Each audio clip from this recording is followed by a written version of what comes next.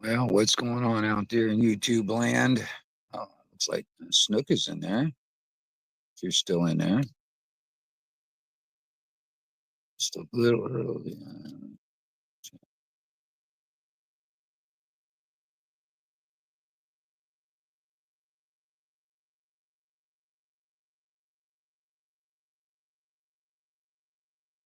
Right on, Snook.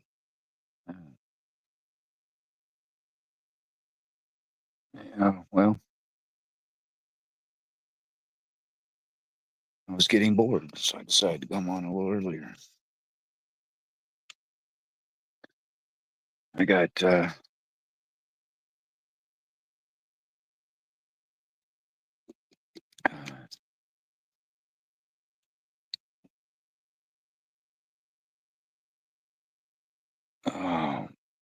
getting ready for Autopalooza.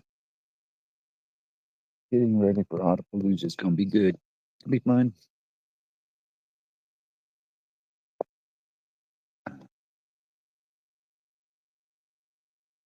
Let's see. Anthony, what's going on?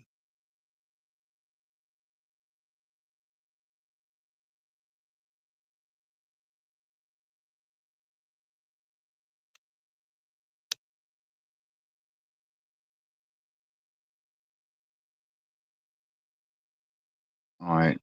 For those that I know, if you want to come up, you're welcome to come up.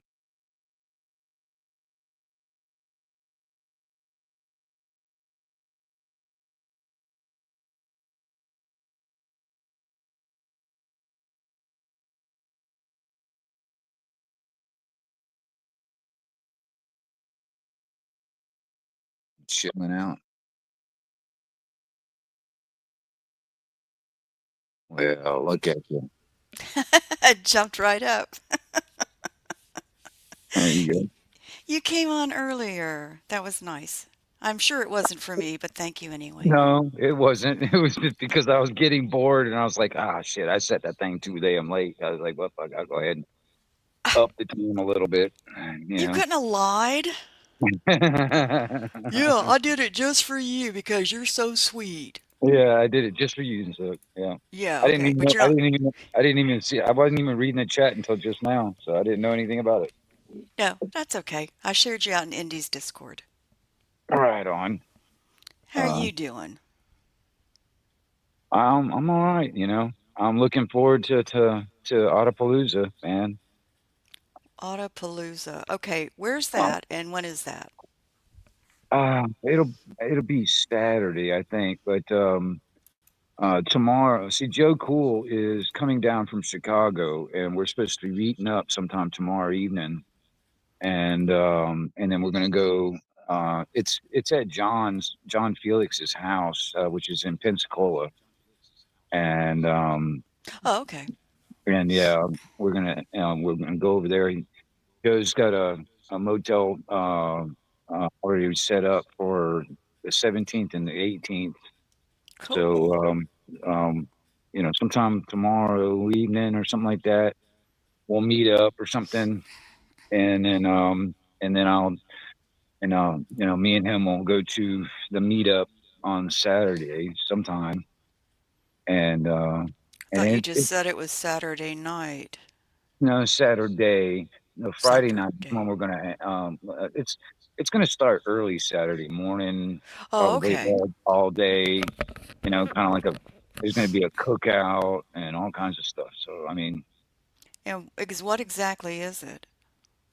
well, all right, the like all the like the First Amendment auditors and the cop watchers and stuff like that on YouTube. Yeah. Well, um, this is like the third. They had two, like one last year and then one year before, and this is going to be the third and probably the last. Kind of Oh, like a meetup, where a bunch of people, like a bunch of the cop watchers and auditors and stuff like that, are going to come. Plus, probably, like just random, subscribers or whatever, uh-huh. and kind of just, basically to kind of, meet up and, you know have some barbecue and talk and stuff like that. You know, get to That meet everybody face to face, kind of thing. that's going to be an interesting conversation. I'd love to be there and hear all that. Sounds like Yeah, fun. it'll be interesting to sit down and pick each other's minds on certain things. You know, Well, that's and what I plus, like to do. In fact, I'm up here to pick your mind, but go ahead.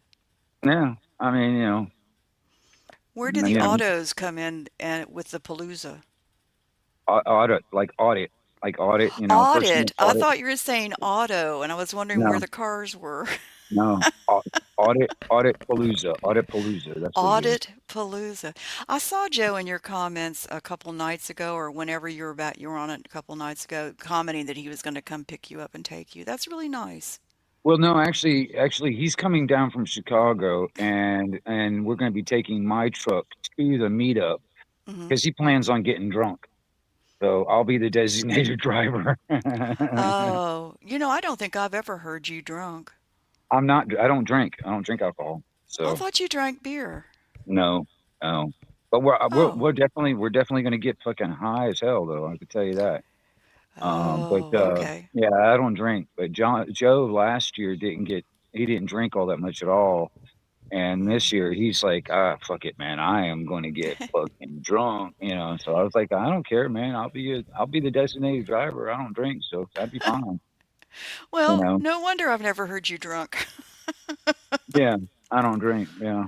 I I think mean, you've it's a go ahead. rare, very, very rare that I'll even drink any alcohol at all, and I don't get drunk when I do.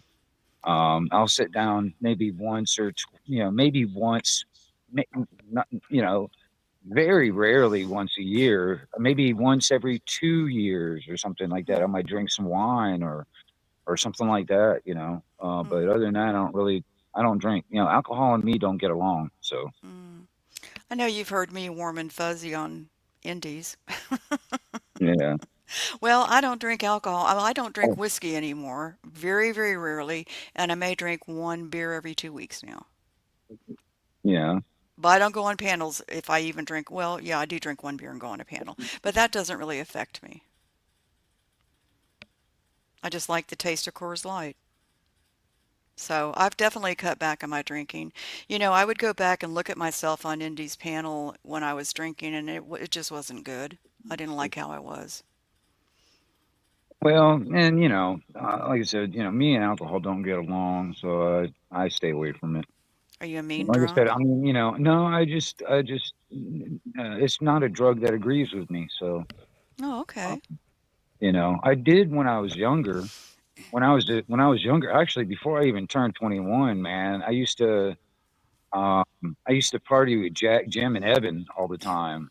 Mm, And and then I can't even smell that stuff anymore without wanting to puke. mm. So Yeah, I know. I don't. It's not a drug for me. I rather Yeah. stick to the So, hallucinogens and shit. yeah, when I was younger, I drank, I had a best friend and we'd go to the bar and I'd drink just to get drunk. I didn't even like it and I would smoke cigarettes. Never bought a cigarette in my life, never smoked in the daytime, bummed off of her. And then when I quit going to bars, I just didn't smoke cigarettes at all.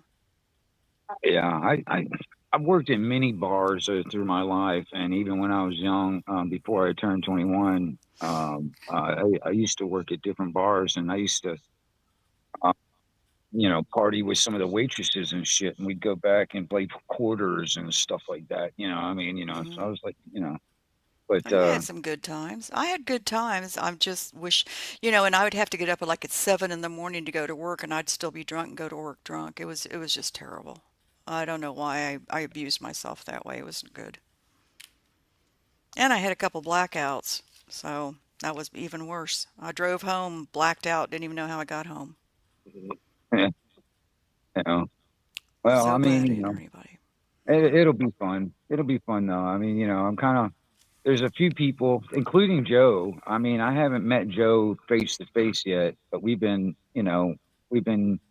talking to each other for quite a few, a few years now on, through YouTube and shit. So it'll be good, because I get along with Joe. He gets along with me and stuff like that. and it would just be nice to be able to sit down and face to face, smoke a blunt with him and shit like that, and fucking pick his brain. And there's certain conversations that we just cannot say or have out here on the internet. No. There's certain things that we can only talk about, like in private, face to face. So those are the type. This kind of reminds me, this kind of meetup thing kind of reminds me of what we did with the radio stuff. There's like we would have meetups, like we used to do it annually every year. We would go to this like state park and stuff like that, and all the people that we on the radio and stuff like that would come, and stuff, people that we've known for years and stuff like that on the radio, never seen him before, never talked to him face to face, kind of thing. And then we'd go to these meetups and stuff and actually meet them, Hmm. and it's pretty good, on that end of it. That's what this reminds me of, kind of. It's on the same level. Well, and this um is good for you too. I thought you weren't peoply. I'm I, I'm pretty sociable, man. I talk to a lot of people all the time, so I'm pretty You sociable. are? Yeah, yeah. I'm not peoply at all. Well, I mean, I'm I'm not very. peoply. I mean, like this and on the internet and on panels and in chats, I do great, but it's not that I'm antisocial or don't like people. I just am not, I'm just more of a loner. I'm picky. You know, I Oh, don't yeah, like. you are. I don't really like large crowds. I mean, I've been Yeah. to places where there's large crowds, but I, I'm I'm pretty I'm pretty picky when it comes down to people.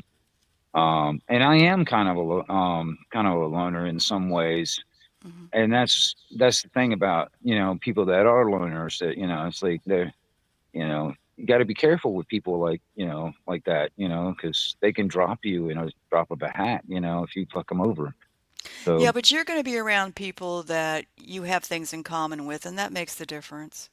well, that's the thing too. It's like, when I was younger, before the internet came into play, I used to do cop watching. I did that, with like a VHS camcorder and shit, back in the day. Hmm. So, I mean, it's something that I've done before when I was younger, and I've enjoyed watching the progression and the movement kind of grow with the internet. And, now there's just the fucking camera in everybody's pocket nowadays. And then also you can live stream real time to a worldwide audience, because back in the day when I was doing it, trying to get those videos out to the public was just, it was a challenge. So, Back in the day. You're not that yeah. old. Well, I'm just saying, it's like, because I'm older than Google. y- You know, I was, I don't know how old Google is. I was born in the 1900s. There, Snook. Yeah, well, I sometimes think you were, but it's okay. Um, Yeah. I actually wanted to pick your brain. You talk a lot about being anti-government and not liking the government, anything and everything. And I kind of wanted to ask you, if there was no government, don't you think that the United States still needs leaders and or let's say what do I want to say, life leaders? What do you do with lawlessness and criminals and, who takes charge of that? We do, as Who's, individuals. We do as mhm, individuals. Well, all right. Now, like I said, I'm not going to have all the answers to this. mhm, But I personally think when it comes down to it is, one of the main things that's really screwed this nation up is becoming in this union. See, the people in this nation are the ones that are supposed to be in charge, and then they delegate that some other types of responsibilities to the state, in a mhm, sense. The state, like where we're in, actually, before the union, each state was its own country. All right, and then you think about the counties and stuff like that, down to the smaller things, which is basically almost like tribes and stuff or whatever. And and we take care of our communities, our areas around us, and stuff like that. And then we just, coincide and live with others that live nearby, other communities, other like counties, for instance, or whatever nearby. And we, trade with them and blah, blah, blah, blah, blah. And when it comes down to, see, this is another thing too. Um, the way we perceive like the judicial system today is not how this nation was started and also supposed to be. I mean, we in this nation we were technically free people in this nation for like 200 years before the Constitution was actually written and before it became a union. um and that was right there when becoming the union was just basically a bunch of Europeans wanting to do the same thing that they did in Europe, consolidating all those other countries into one, like the EU, in Europe, and not just like the UK and Scotland, Ireland, which are separate countries, but they brought them into this union. And then those British faggots came over here and institute that same idea here, and then tried to unionized all the goddamn states together into one big conglomeration, and then they created the federal government. And that's really where a lot of stuff went. It started going really far downhill when it comes down to actually being free people. Free of yeah, free of being in debt, free of contracts, free of under a rulership like a king. Hmm. I mean, even though we have this thing they call itself a government in this nation, they act like the same thing as a king. It's just been rebranded and calling it a government or whatever. It's still the same thing. It's like an elite class that wants to rule and be our masters here in this nation. Do you think Um, the majority of citizens in the United States could handle not having a government? Because well, they've gotten so used to like, yeah, I know it's a control thing, yeah. but it's almost like, they're being babysat and it's very Mhm. comfortable. Well, that's the thing. That's why that's another thing too is um for generations, for quite a few generations, we've been, you know, basically programmed against, governing ourselves and self-reliance and self-responsibility. So, governance, stuff like that. Because the ruling class wants to hold that position of power. Um, so, You we, mean corporations and big business? well, yeah, well, politics, corporations and religious dogma is what's really been fucking a lot of shit up in this on this world for a long time. Mm. And but the thing See, is like all the problems that that that that that is on this that we experience. I'm just using America as an example. This is a worldwide scenario, but just in America, all the problems that arise, everything from just to simple taxes to whatever else and stuff like that, it's all instituted through government. It's the ones that actually started. They're the aggressors, and they mhm. are the problem. I know, And but I think people get very comfortable in routines, and I know I don't like change. I'm not good with change, so maybe I've gotten used to the routine too. well, Um, that's it. Yeah, well, I get that. I mean, yeah. even when I was in jail, I got used to the routine and I got comfortable with it because it was like we got up at a certain time. We were put back in our cell at a certain time. We went to go eat at a certain time. See, that I would After have trouble with.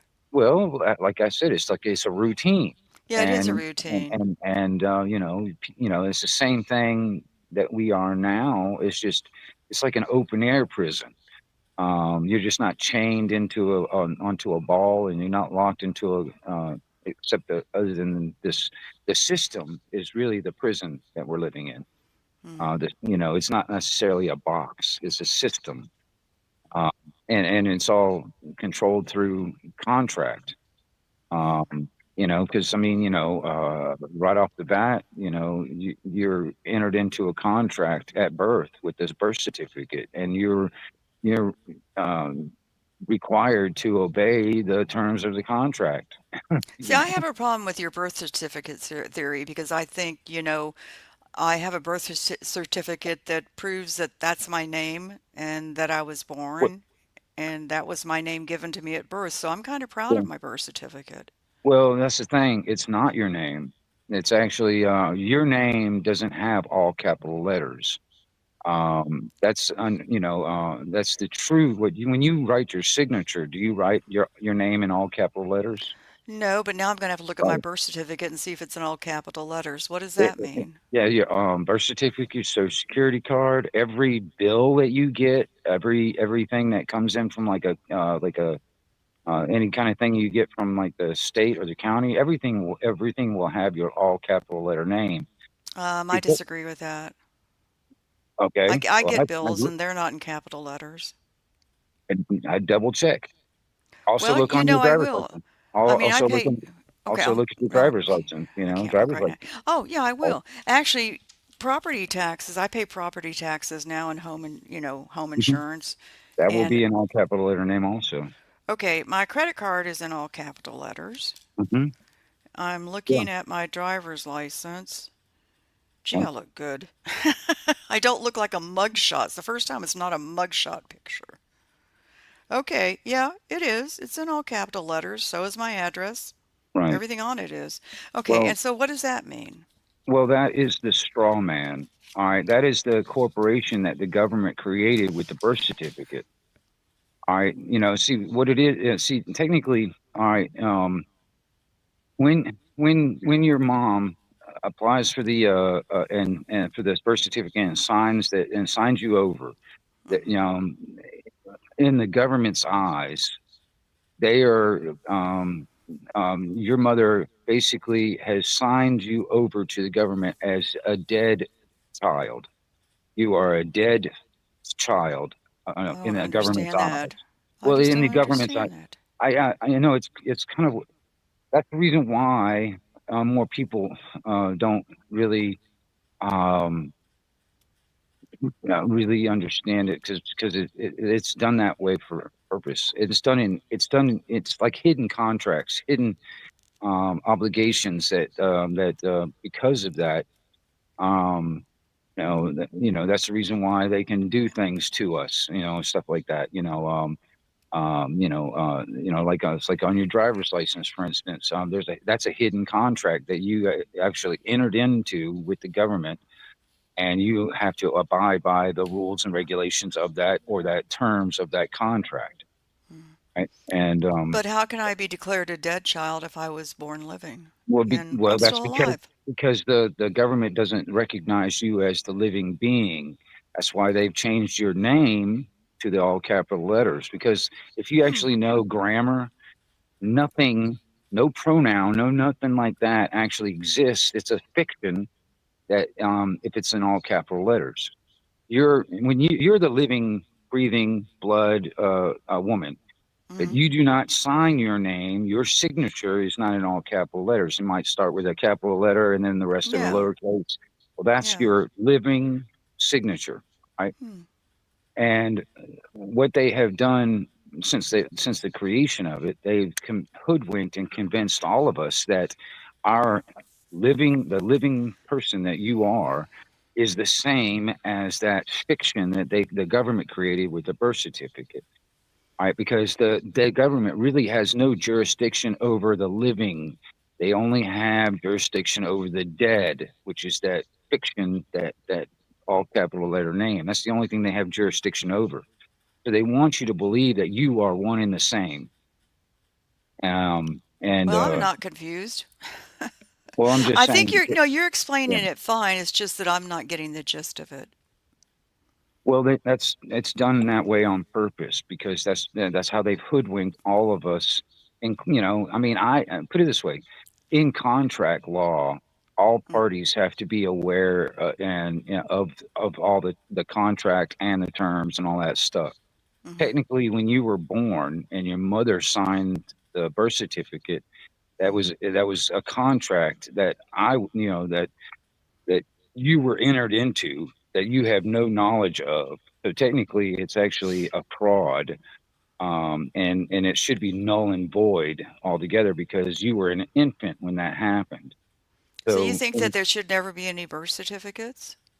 yes, for Oh one, no. yeah, because I mean honestly, it's a fraud. You don't need a birth certificate to prove your identity. Um, and that's another reason why they're trying to move away from the paper part of it and go toward the digital part of it, and then also down to the point where it's in your body. Where Ye they want you to yeah. have the wearables, or they want you to have the quantum dot, where it's like you will be Wi-Fi connected to the fucking internet from your body, and that will have your identity. You will have your financial records, your medical history, your criminal history, all right there. Um, so you don't have to have the paper uh, anymore. Well, I guess The they're going to trans have to dart gun me or blow gun me to get that done. Well, that's the thing too. It's like, I mean, with the digital ID, they're gonna they're gonna do like they did with COVID. All right, kind of, where they uh, got a lot of people to get the shot by, either with the carrot or the stick scenario. Hmm. They either give some kind of an incentive. Oh, we'll give you this free stuff if you get the jab or whatever. And then if that doesn't work, they'll just force you into it or compel you or coerce you into getting it. Like for instance, they'll force your employer to force the employees to get it. No, I remember all And that. and if you want to keep your job, you have to have it. Let me ask you Um, something. How stupid were people to say, they were offering like free Dunkin' Donuts or something. How stupid are um, you to take a Dunkin' Donut to get a vax? well, that's the carrot. It's like, I know. The carrot and the stick scenario. Yeah, Um, yes, I do. yeah, But I mean, how yeah. stupid can you be to say, okay, you give Well, me the donut, I'll do it. that's how they'll play with the digital ID. People will get it for stupid stuff like, oh, it's convenient. I don't have to carry money anymore. I don't have to carry a driver's license or any of that kind of ID. It's all in my fucking skin, or a wearable or something like that. And they'll use the marketing ploy of its convenience, and Yeah, then so I'm not down for the carrot and the stick. well, that's the thing. It's like they will offer the carrot first, and if people don't take the carrot, they'll use the stick. And what's the Um, stick? that's forcing you to do it. Oh, and how do they force you? They hold you Well, down? they don't. Well, that might be one way, but the other one of the ways was like, okay, well, you can't get a job unless you have it, or like what they did in Vietnam just recently is there was like 6 million people or something like that didn't want the digital ID. So what they did is they just shut all their bank accounts down. Was Now that they can't. Vietnam? I thought Yeah, that was maybe it Vietnam. was. Yeah. Yeah, I heard something about that. I didn't realize it was Vietnam. For some reason, I was thinking China No, that was Vietnam. But or North China, Korea. China's been doing some crazy stuff too. Now, for instance, when it comes down to that, like even school children now, they have to actually do a facial recognition scan just to enter the school. Right. And then also there's a lot of stuff when it comes down to their banking and stuff like that. They have to use like facial recognition to access their banking and all that stuff. And now they're having problems with that because the AI that does the facial recognition has been goofing up where they can't recognize the people, and then people are not being able to access their money because of it. And but yeah, it's been kind of fucked up on some Jeez, that's aspects. so Yeah. repressive and so suppressive. Well, I mean, hell, there was just Britain just recently, or in the UK or whatever. They just released the digital ID, and then and there was like I can't remember his name right offhand. He announced it was like you will not be able to get a job unless you have the digital ID. So, Yeah, I know what's going on in the UK, but I also know that they're rebelling. I mean, the people are rising up. They've signed a and, petition and and they're getting so many people to sign this petition. So they're not sitting idly but by and taking it. but I the don't thing know how is, much good it'll do. the thing is like there was a lot of people that were against it in the UK to begin with, and they did Hmm. it anyway. They instituted the digital ID anyway. They didn't care what everybody said. And so like even if like people still don't want it once since it's already there, it's already in law. And they protest. They don't really care. It's already there. And then it's like okay, now like now it's even kind of bad over there when it comes down to like if you put up a meme or said something on the social network that they don't like, they'll Oh, I put you in know. jail or they'll just click of the mouse, and then next thing you know, you are not able to access your bank account. Um, Yeah, I know. you know, And you know what? I never thought the UK would do that. well, it's the New World Order Global Initiative Yeah. 2030. It's that's the thing. This is what they're wanting worldwide. All right, so this and it's almost all already here in America. It's just not like where they made it basically where we don't have any cash at all, and then make it mandatory. I mean, they did the damn thing with the real ID. Made it Yeah, in fact, basically I have mandatory. one. That's my driver's license is I now a know. real So I one. had to get one too. If I wanted to get a damn job, I have to have a driver's license. You know what I mean? So I had to get a fucking real ID too. So, that's how they're going to get people to get the digital ID is because they'll threaten them. And it's like, well, you ain't going to be able to get work anymore, or you'll lose your job if you don't have it. And then also, if you have all most of your money and stuff like that in banks, then there's that also, like I said, it's like then they can just shut your bank down where you won't be able to access your money if they disagreed with something, or you did something they don't like, or you refuse to do certain things. You know what I mean? This is how they're going to play it. Mhm. Um, And and is Trump heavily behind the digital ID thing? he ain't saying nothing against it. Put it that way. I mean, he in Okay. Operation. What was it? Was it Operation Stargate? That's part of the Palantir surveillance Yeah, state scenario. That's part of it. I That's just haven't part heard of it. that talked about in a long time. I have to research Palantir because I really Yeah, don't know anything about it. And that's why I don't go on Indy's panel sometimes because if I can't contribute, then I don't want to go up there. yeah. Um, It's part of the infrastructure yeah. to put in place, and and that's the thing too. You talk about how people were stupid to getting the Dunkin' Donuts and shit for the jab and stuff, but that's how they'll play that kind of shit. There'll be stupid people that will, they'll take the bait because they'll consider it, oh, this is convenient. I don't have to have all this stuff. All I need is just to swipe my hand over a fucking, at the grocery store, or scan my face at the grocery store, and I can pay for all my food and blah, blah, blah that way and stuff. It'd be so convenient. So people will get it for that. But then I there's think others it's that, creepy as hell. I mean, you you might know, as well turn me into a damn zombie well, because that's what you're doing. You're yeah. zombifying people. Well, I mean, like I was saying, it was like it's the digital prison. It's just the next step from what they've been doing for a couple of, or actually 1,000 years, but it's been in this nation for a couple of 100 years. They've been moving steadily toward that goal, and this is just parts of the infrastructure and making it easier for the new world order, the one world government, to actually control everything, every country, everywhere around the world, and then have control over all the resources, and then just if they feel like it, let people access the resources and stuff. You know what I mean?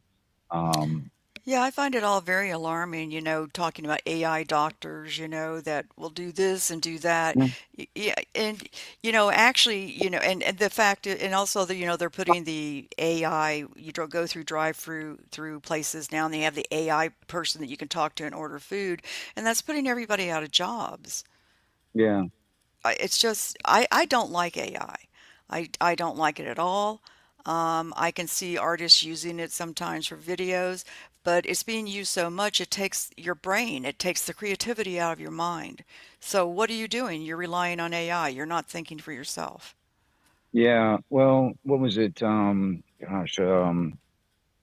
Uh, well, it was what country was? I'm trying to think of what country it was. It was uh, uh um oh God, I can't remember the name of the country right now. But anyway, they got an AI in their um like their parliament or whatever is part, whatever is like almost like a congressman, an AI congressman almost. Whoa. Yeah, it's oh my God, what country was that? Oh shit. Like oh man, I can't remember what it was now. Um That's Albania. okay. That's what it was. It was Albania. Look into that. Albania.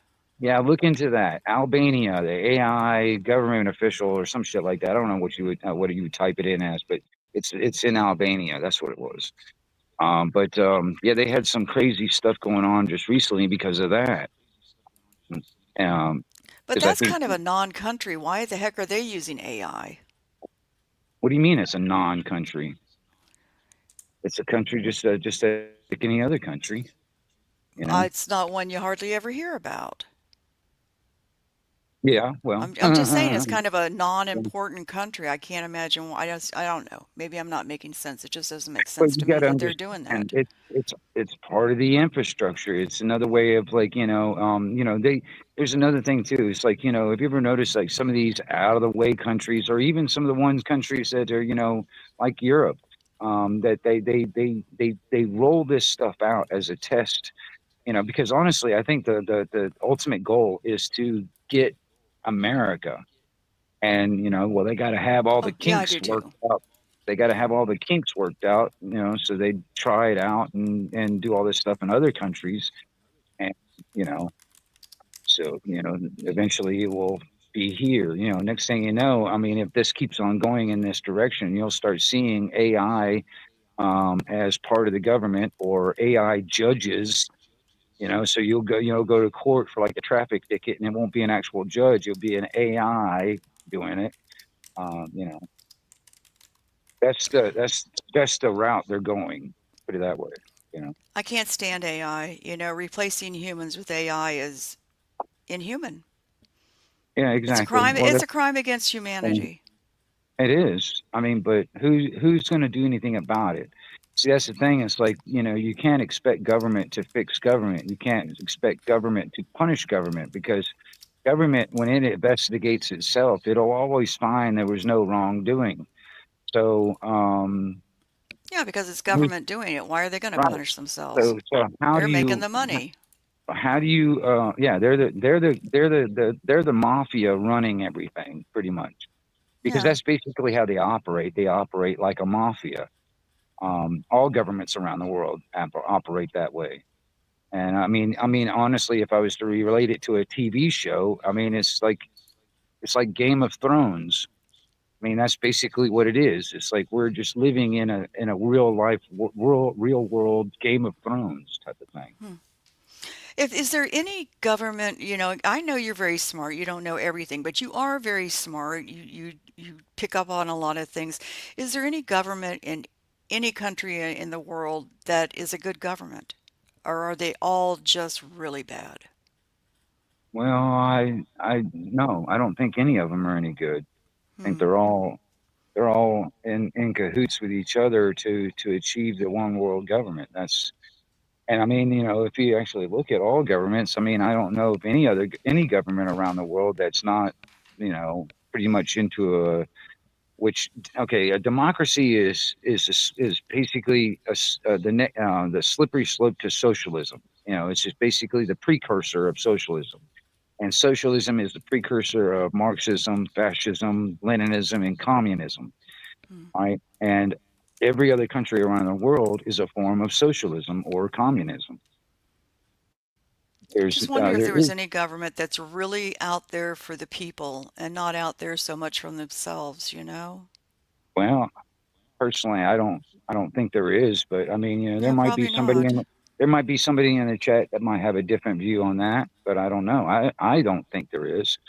And that's not how this country is supposed to be. but we've been infiltrated and infected by mostly European shit. Uh, Hmm. to get us on board with all that stuff. Yeah. I Because know I that mean, it's the like, United. I'm sorry. Go ahead. well, no, I was going to say it's like it's what they call the lockstep program. Everybody's in lockstep. Mm-hmm. That's what they were coined it as lockstep.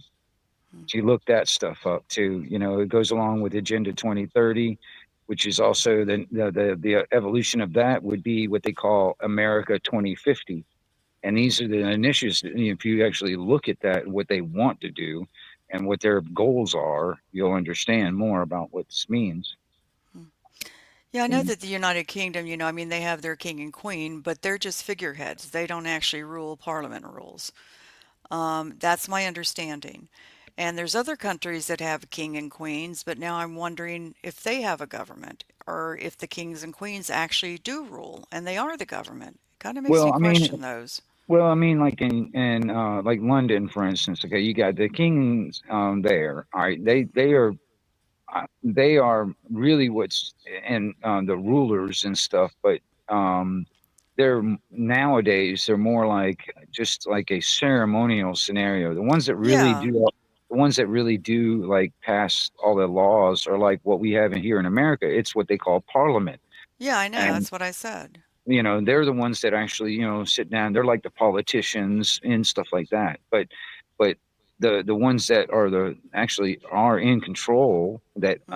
have control over most of all the land in Europe, or in not in Europe, but I mean in London and UK and all that stuff, are the king, and that family and stuff like that. And Yeah. but you gotta understand also, it's like, the ones that are running the whole fucking world right now is basically 17 fucking families um of old, that go way, way Oh, back in yeah. It's history. a generational ruling. Yeah, exactly. And like that's why I said it was kind of like a game. We're like living in a real life Game of Thrones. You got all these families around the world that squabble with each other, and sometimes they're okay with each other, and they trade with each other, and all this other stuff. It's just basically that. It's if you just look at it kind of like a kind of like a Game of Thrones in a sense. You Yeah, know, I really like that series. I only watched it 9 times. I still have yet to see all of it yet. I've seen a couple of episodes. That's about it, but I have Right. yet to see it all. Do you tend to look at shows? Because I know some people who do this, and I'm starting to understand it more. Look at shows or movies, and you see the hidden meaning in it.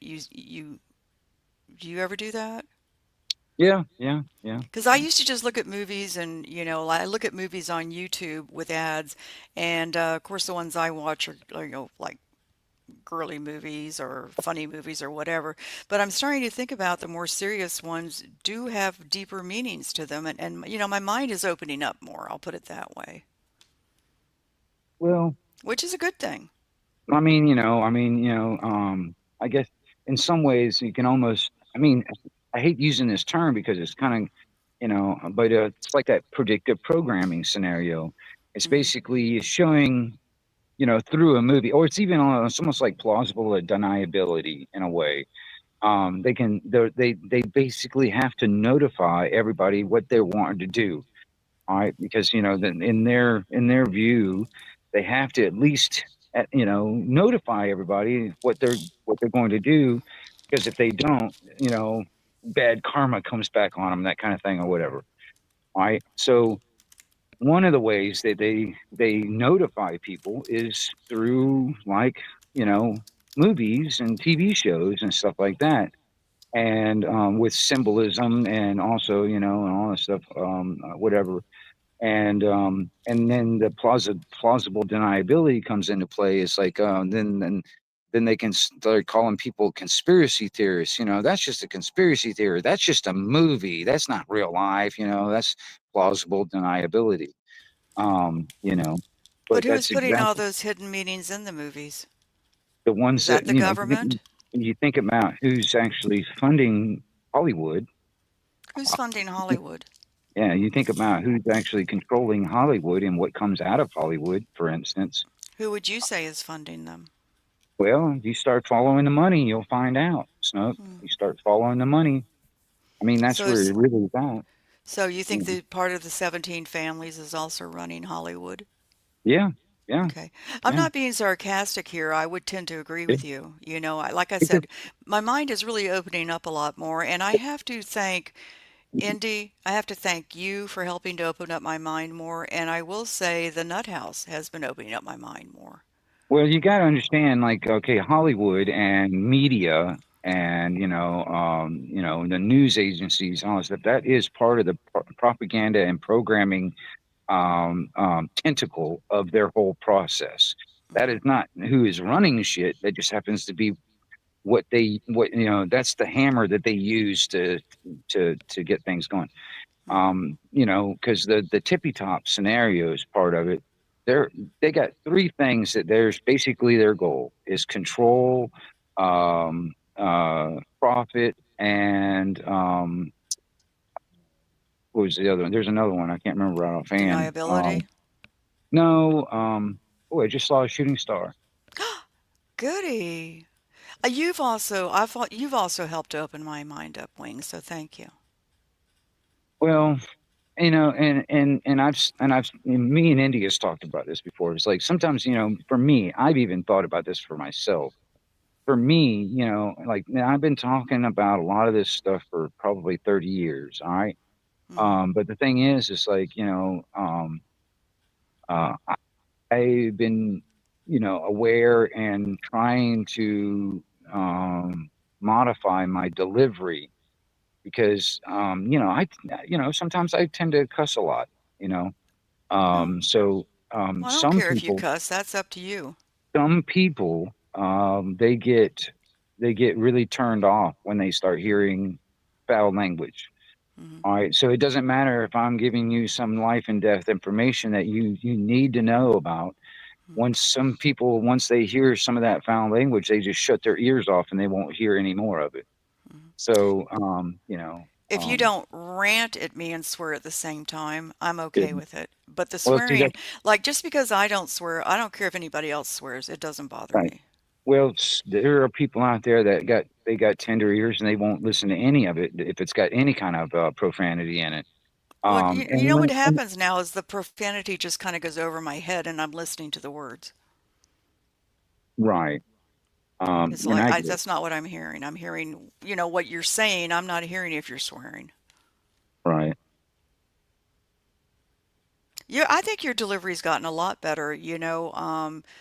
I noticed that you got a little bit calmer, and you still have a right to vent and rant at your live whenever you want to, and you can get angry. But when you're calmer, I do listen better. Yeah, I mean, and I get that, you know what I mean. But um, um,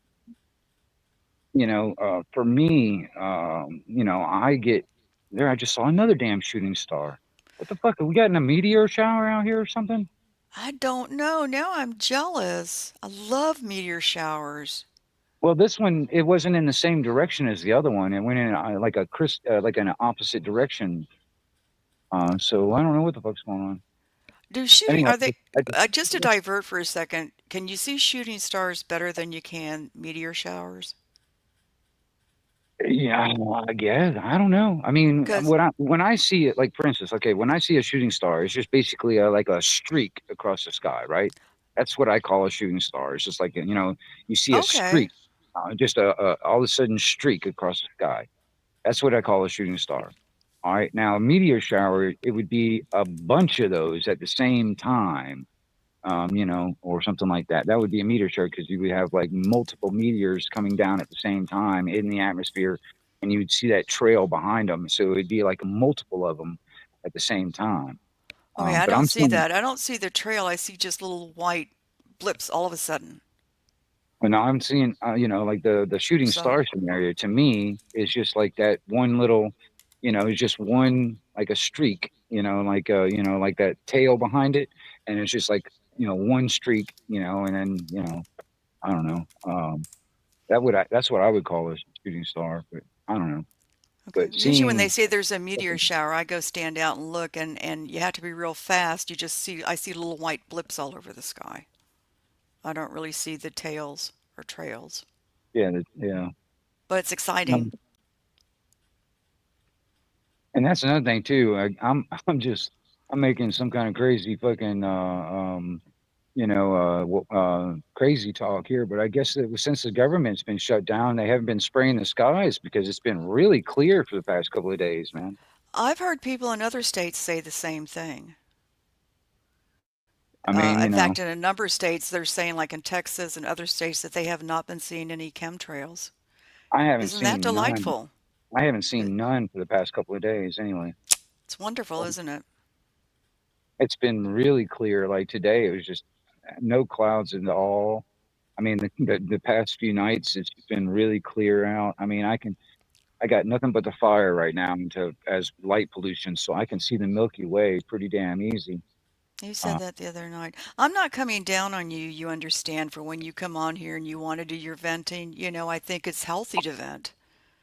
well, there's a part of me that gets, I get to the point where I'm just like, because over so many years of trying to get the information out to people, it seems like sometimes I'm beating my head against the wall and nobody's listening. So there's times where I just get frustrated and I'm just like, and my attitude, which, I come from Orlando. That's where I grew up. So, I mean, for some reason, I guess my personality has sharper edges on it sometimes. So I mean, I think bullshit just wastes time. And so sometimes the only way I know how to do it and is using a fucking crowbar. I It's think like, you're passionate about what you're saying. You're yeah, fired up and you're passionate. Wait a minute, what does coming from Orlando have to do with it? well, I mean, it's a city, I I'm not, know. I mean, if I grew up out here in the sticks, like where I'm living now, I'd have my, like if I lived out in the sticks up in North Carolina, I grew up there and all that stuff. My, I would have more of a slower pace, to my attitude in a way. I don't But know. since I grew up in the city and stuff like that, and around that kind of thing, I feel like I've got a more fast pace, um, type of attitude in a way. I mean, Yeah, with my dad and being in the Navy, I just have no excuse. it seems also I get worse. I get worse as when I'm sober. When I'm sober, I mean, I don't really waste. I'm like I don't want to waste time, and sometimes I just get frustrated, and I'm just like, well, I'll just yell it. I'm like, I'll fucking just if you're I not know you. listening, it's your own damn fault. That kind of thing. You know what I Yeah, mean? you talked for 5 hours the other night. In fact, I came in the chat and said something, and you told me you said, "Well, Snooks, I'm talking," because I wanted to come up on the panel. You said, "Well, I'm talking right now," and I just said, "Okay." Well, I But mean, it's like it didn't upset me or anything, because I know you, and it was fine. You were you know, you were on your wordage. well, there is times. I mean, there's times where I don't even want to watch. I don't even really read the chat because it will distract me from what I'm thinking about and what I'm trying to say, and it will derail what the points I'm trying to make. And it's the same thing with like uh, having people on panels sometimes, because the conversation won't stay on topic. It will get derailed onto other things, and the point doesn't ever get done or ever get said. And so I I will just I'll just say what I have to say, and then whatever. I mean, it'll I think it's nice that you feel comfortable enough to tell me, "Well, Snooks, I'm talking right now." well. And I'm not going to get offended by it. I actually kind of laughed. I don't feel special. I'll do that anyway. Snug. Oh, dang, I was going to feel special because you were so No, rude to me. Not that you've no, ever been rude to me. don't feel special. I'll do that to everybody. Oh, okay. Dang it. Okay, that's all right. Like I said, I know you. I know where you're coming from. It didn't offend me. I just thought this is your time that you want to talk. You don't want to be interfered with. Yeah. And that was okay. I just can't imagine talking for over 5 hours, but you did it. You had a Yeah. lot to say. Well, I mean, um, I mean, even last night, I didn't talk for very long. I only talked for like 2 hours, and then Conspiracy Queen came up, and then I said, "Fuck it." I just ended up closing it down. We sat in backstage until almost 6 o'clock in the morning this morning. Oh my Mm. God. When do you ever sleep? In the daytime. Well, I I know, but I mean, see you on in the daytime out with the dogs. yeah. I mean, I mean, I just sleep when I feel tired. Really, I guess. Like today. I mean, I went to bed probably.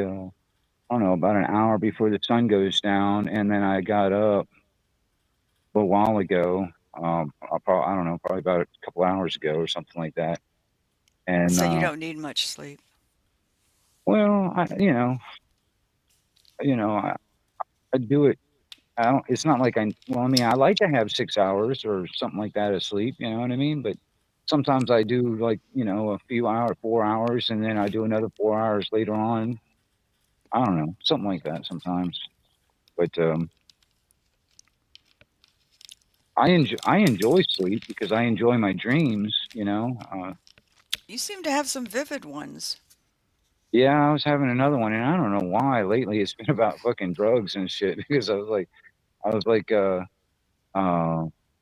man, it was so funny too. I was like, some dude, I had given me some fucking LSD or something like that, and we started wandering around like this fucking area or something like that, and uh, I don't know. It's like we just kept walking around this.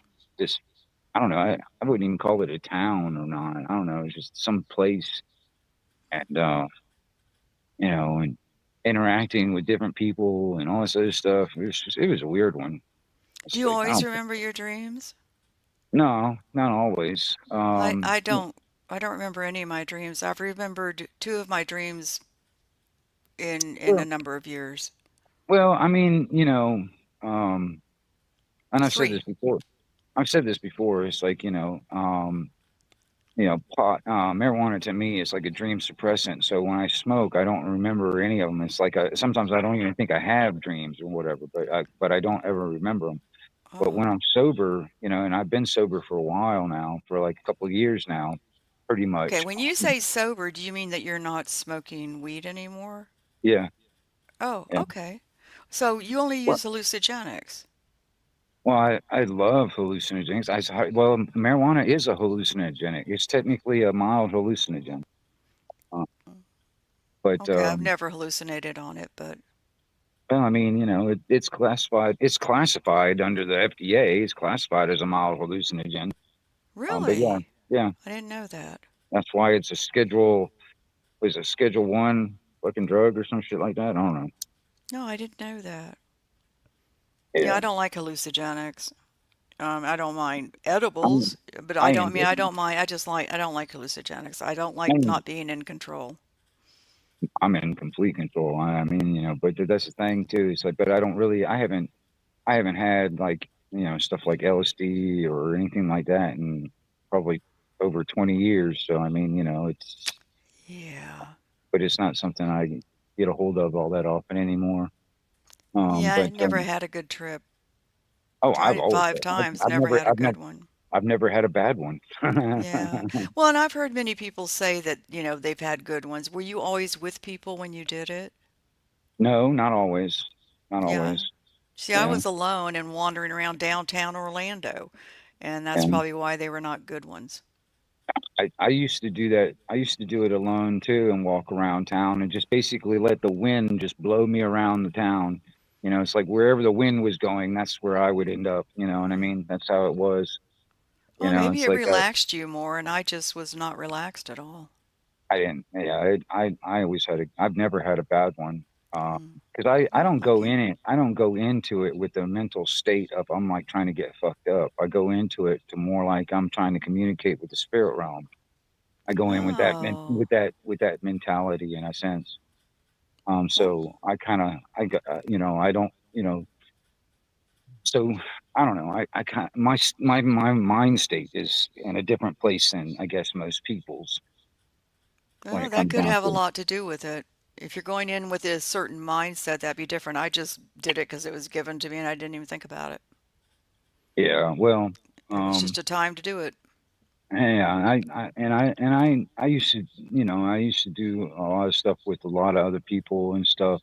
Back when I was doing the rainbow gatherings and shit around the country and stuff. I'd do it a lot. And Oh, were you part of the Rainbow Tribe? yeah, yeah, I Oh, used to. Yeah, I mean, I've been to Ocala National Forest a number of oh, times. yeah, I Probably, know that's where well, they have them. that's one. They have one every year there. You know Yeah, what I I know. mean? And I've never been involved with the Rainbow Tribe. I just know about them. yeah, I used to do that. Well, I used to do the circuit basically. It's like, like for instance, like if I go to the gathering in Ocala, Hmm. I'd be like one of the first people on, on the on in the woods, and then I'd also be one of the last people cleaning up, and then after that, there will be another gathering in another national forest, like in another state, that will be starting up when Alcala is ending. So Hmm. when that's done in Ocala, I'd go to the next one, which is in another national forest, do that over there. And then when that done, the next one will start up in another national forest. And you can do like what they call a circuit, basically. You can just basically go all over the country, going from one national forest to the next. Yeah, but how And do those people do that? How do they have money to do that? uh, multiple different ways. While we're at the gathering, I did I did I did mostly bartering. That's how Hmm. I got all that stuff. Or like food wise, a lot of people would dumpster dive. I mean, there's a lot of people that would start up kitchens and stuff out there and feed people. There were like be a couple of kitchens that would come together and actually in what they call main circle, where everybody every night would come, and and a couple of kitchens would cook food and stuff and serve it to everybody at main circle. And so everybody got fed, and nobody had to spend any money doing it, that kind of thing. I didn't have a kitchen. I had a coffee house. Um, Huh. what I called it, the Lost and Now Found Cafe. That's what I called it. And I had my camp kind of like on the outskirts of where everybody else is, Hmm. and on usually wherever I was at, that's how I do it. And a lot of times where I was camped, it was like, because it was so far away from everything else. A lot of times people would just be wandering out in the woods and shit like that, and accidentally stumble up on my camp, and they didn't know how to get back where the fuck they were or whatever, that kind of thing. So what I would do is I'd sit them by the fire. I'd give them some coffee, roll them a cigarette, and fucking, and then sit there and talk with them for a little while. And then when they feel like they need to go, I was like, okay, I give them directions on how to get back to wherever they're wanting to go to. And that was the Lost and Now Found Cafe. Huh. So y'all really worked well together. I mean, it's very hippie-ish. Yeah, It is very yeah, hippie-ish. Yeah, I yeah. mean, so the Rainbow Tribe is still going on. Oh hell yeah, dude. Oh hell yeah. Hmm. I mean, it's been going on shit. I mean, since fucking Woodstock, really. I think but Yeah. it's kind of like kind of like a Woodstocky type of a vibe in some ways. I mean, you got the more modern, stuff like that now. I mean, it's not necessarily the same as Woodstock. It's just, because different times, you know, you get all kinds. You get people out there coming out there with nothing but a sleeping bag and a tarp. But then you also get people out there, these trust fund kids that come out there and fucking Winnebagos and shit, and um, just wanting to go out there and party. And So when was the but last time you went to one? You don't go to them anymore? I hadn't been to one. I hadn't been to one in a while. It's been uh shit. Um the late nineties, early 2000s, somewhere around there. Uh, yeah, it was probably around the late nineties Hmm. since I've been to a gathering like Oh, I that wouldn't anyway. have minded going to one. I just don't like sleeping in the woods. I'd be the one in the Winnebago, Well, and y'all would hate me. to each their own, that's not camping to me, but to each their Hmm. own. Yeah, I'm not a happy camper. Yeah. I mean, when we built our camps and stuff, I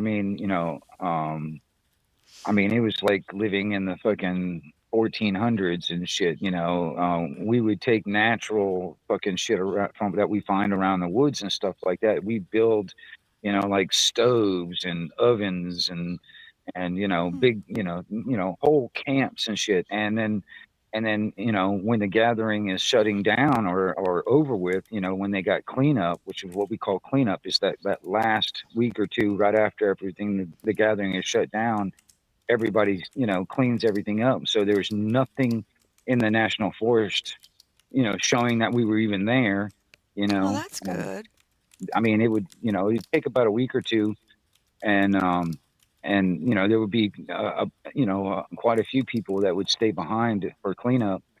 And like I said, seriously, I mean, it was like, you wouldn't even know. I mean, you wouldn't even know there was like 500 people there. You wouldn't even know it. You know what I mean? That kind of thing. No trace whatsoever. And That's really good. I gotta tell you, I saw one of your videos once, when you went out in the woods and you spent the night and you built the fire and you showed how to cook and everything. It really was fascinating. It's not something I think that I could do, but it was interesting watching how you did it all. yeah. I think that was a couple years ago. Well, actually, I think the last time I did that was during COVID lockdown stuff. Yeah. It was right around the beginning of COVID stuff. Yeah. Yeah, you showed how to build a fire and you had a little small fire thing that you were cooking on. You had one pot and you showed how to cook it and everything. And actually, even though I don't like camping, I found it very interesting. Yeah. Y- I mean, And I'm that's kind when you of had Mama Dog, but you didn't have the one you have now. You didn't have the two of them. no shit. No, they haven't been born yet. Honestly, Yeah. they hadn't Yeah, been I think born you yet. just had the one dog Yeah, maybe with you. yeah. It was Jazz. That's the mother of Big Girl. Oh, that's That's it. Yeah. Yeah. Her name was Jazz, and she's the mother of Big Girl, and Little Bit is the mother is the and Big Girl is the mother of Little Bit. Yeah, I know Mm. that. I'm so glad you Um, kept Little Bit. She's so cute. yeah, and you know, um, I just, and then like I said, I mean, when I didn't have a dog before COVID, and I was like, well, shit, COVID Oh. started up. Yeah, COVID started up, and I got laid off from my job. So I was like, well, shit, this is the perfect time for me to have a dog because I'll be able to spend all the time I need with it. So I got Jazz. Um, there's some guy I used to work for, or work with actually. He had two dogs, a male and a female, and I got Jazz, the female, and like I said, I was like, well, this is perfect timing. I need I need a companion out here during this fucking crap. So I wasn't working and all the COVID stuff, and I was like, well, I'm perfectly comfortable, to like, was it self isolate. I was like, I've been doing that most of my life anyway, so it's nothing new. You know what I mean? So I was Did you like, have to do that a lot where you lived? I did it for myself anyway. I Oh, did you it. did it for yourself. Okay. Yeah, I'm doing that now. I mean, I don't really go out very much. I don't really do a whole lot of stuff. I don't, I pretty much stay to myself and all that stuff anyway. You know what I Hmm. mean? Yeah. I just do that because I enjoy that. I don't mind being secluded. I don't mind being by myself. I don't mind that stuff. Some people just they can't do that though. They've got to have people around them. They've got to have like like my dad when he was alive. I mean, he always had to have a wife. So he's not any good single. And some people are like that. They've got to have that other person in their life or whatever, or people around them and stuff like that. They're just Yeah, not. that's not me. I go out maybe once a week grocery shopping, which is usually on Thursdays. If I have to go to the doctor, I go to the doctor. But for the most part, I like being home alone and I like the quiet. I don't even have music on in the daytime. I like the quiet. Yeah. It's just it's soothing for me. I mean, I do the modding and I'm on YouTube off and on, and I'm on the computer doing other things, but I'm also cleaning the house and all that stuff. But I don't mind actually being alone. Um, And I've been divorced now 4 years, and I'm okay with it. Right on. Yeah. Yeah, My it's not my bad. dad my dad wasn't that type. When he married my mom, and then when I think I was like I think I was, I don't know, 15 or 16, he divorced her. He married another woman and stayed with her for a little while. I mean, it's practically right after he divorced my mom, and Hmm. stayed with her for a little while. And then, he found out she was cheating on him. So he divorced her, and then he married some other woman, and then divorced her, and then actually remarried that fucking chick that was cheating on her, and then divorced her, and then right before he passed away, he got married. So he just couldn't stay alone. Well, He had to some have men can, like some women can't, but yeah. I have found that you can be married and still be alone. Yeah, I mean, even my grandmother, my mom's mom, she's been married more times than Olivia Elizabeth Taylor. I mean, she's been married many times. She's Hmm. passed away now, but I mean, she had many different, many different husbands and stuff over the years, and And sometimes it takes a while just to get to the right man or the right woman, I guess, but no, that's not for me. I would never get married again. I'm quite I have happy. I'm not saying that I wouldn't be in a relationship, but marriage is not for me. Tried it. It was okay. Don't need it. yeah, well, like I said, to each their own type of thing, I guess. Yeah, and I'm not against anybody that is married. I think that's fine. It's just that I don't need a government piece of paper to say I'm committed to somebody. That's between me and that person. That's my opinion. I've had two girls actually ask me to marry them. Oh, wing you charmer. Well, um, And you turned him down. oh yeah, oh yeah. I mean, and they knew better, but I mean, hell, I'm the type of person that I'll lay it out and right up front where I stand on a lot of stuff, so there's no confusion down the line. You just tell them right I'm away, I like, like yeah, being alone. this I is don't want to yeah, ever get married, but you can come visit sometimes. kind of, sort of, yeah, kind of, sort of. Okay, Well, you I can come mean, and visit these days, and then you have to I go home. did give one girl. I was like, I'll give you 5 years. If we're still together in 5 years, it's possible we might get married or something. I mean, I'll consider it then. But Oh my God. Well, you yeah, are upfront about it. I can't say that that's not good. I mean, you're upfront, you're honest. If the girl mhm, wants to take that and take a chance, then okay. yeah, I don't think yeah. that's so bad. Well, some people don't look at it like that, but you know what I mean. But yeah, I mean that's just the way I am, though. Well, it's a trial period, 5-year trial period. You're still together, you're getting along, you're not wanting to kill each other. But why would you get married? Well, I just said I would consider it. I wouldn't say I'd do it. I said I'd Oh, consider it. I mean, if we can, if I was, if me and a girl got stuck together for 5 years, for instance, and we felt like that we could do this for the rest of our lives, that'd be something that we could talk about after that. But yeah, for me that piece of paper becomes, and I'm not, you know, I don't want to down anybody that's married. I think it's great for people, but for me, that's an obligation. When you're yeah, not married, you don't take each other for granted as much. but you also, that's another thing too. It goes back to that contract thing that I was talking about with the all capital letter name. All Yeah. right, you don't need the government intervention or the third party intervention to be married.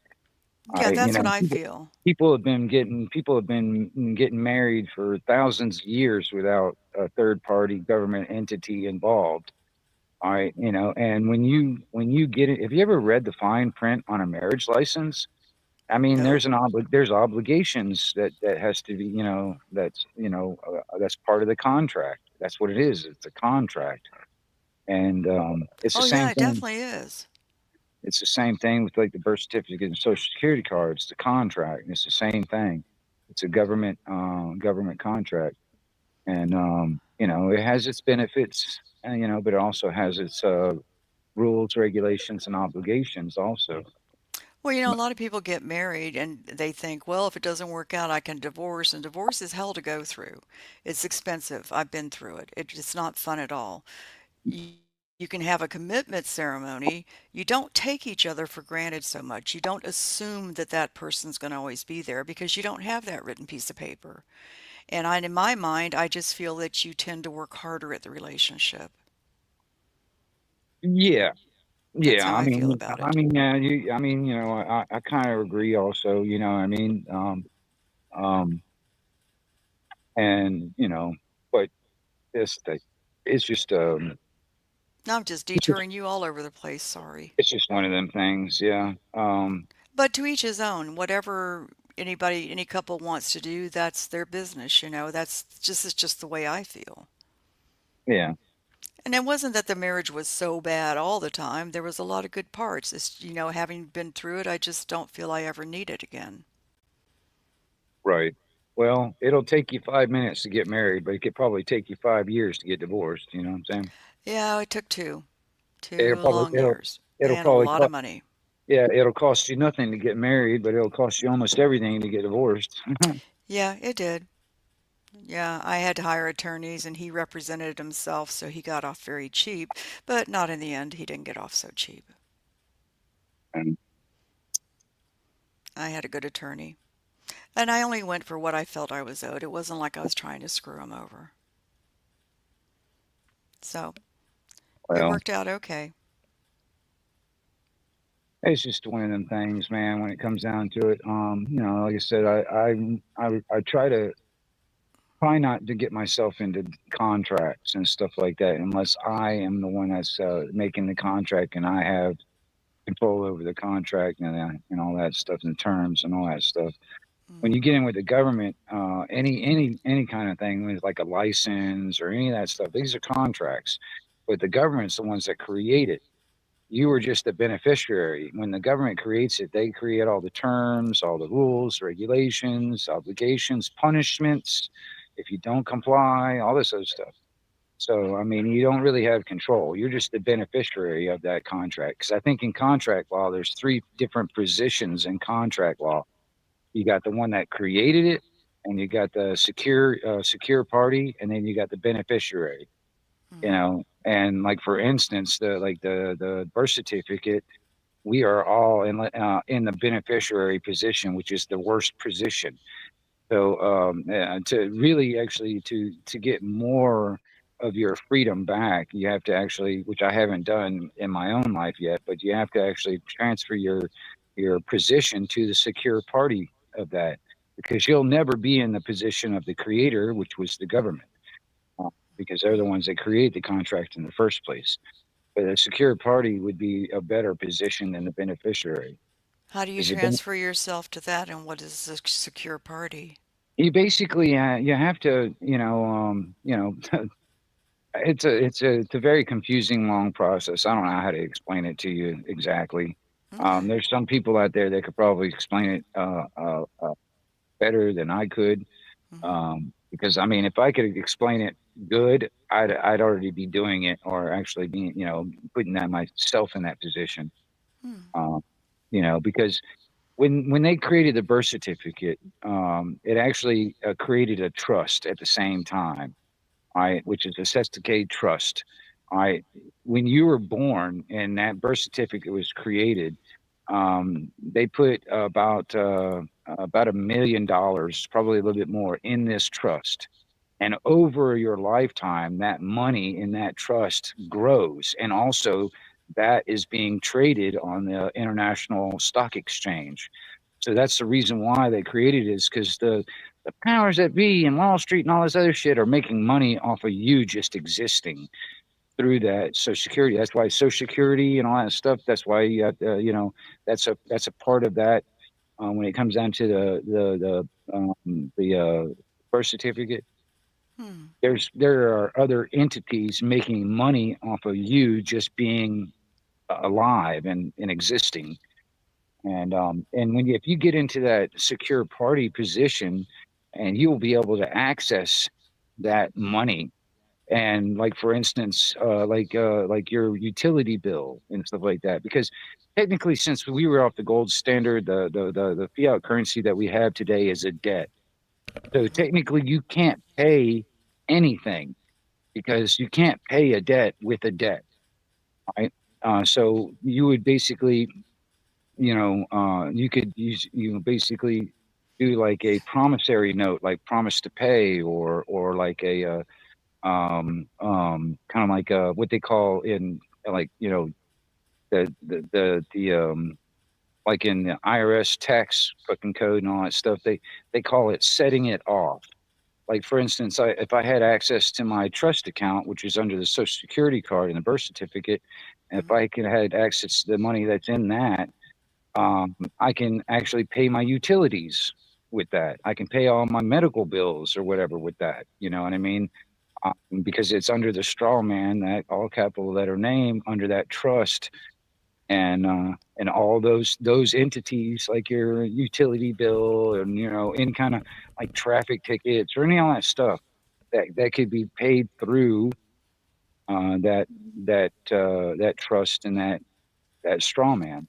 And like I said, it can get it can get really weird, and that's why most people don't really pay attention to it, because nobody teaches that stuff to us, and they make it very confusing for that reason, so you don't Hmm. get into those positions and become actual free sovereign people, Hmm. which yes, Well, that's what they wanted to eliminate, is our sovereignty from the birth, you well, let know. me ask you this. You've worked, I don't know how many years or if you can get it.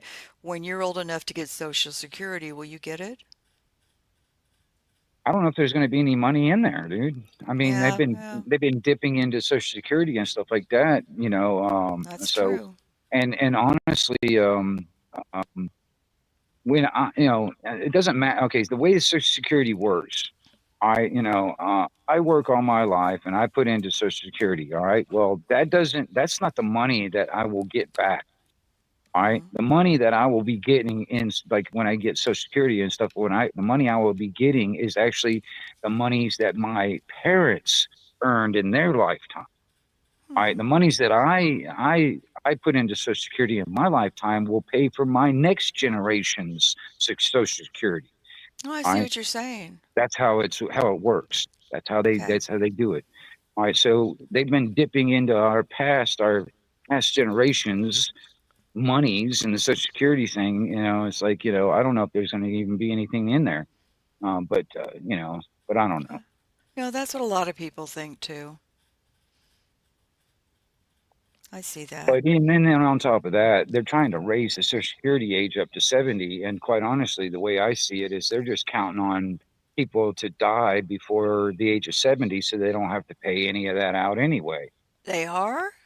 They're trying to. Well, I didn't know that. Yeah. They're trying to bump it up to 70 years old. Yeah, that's not right.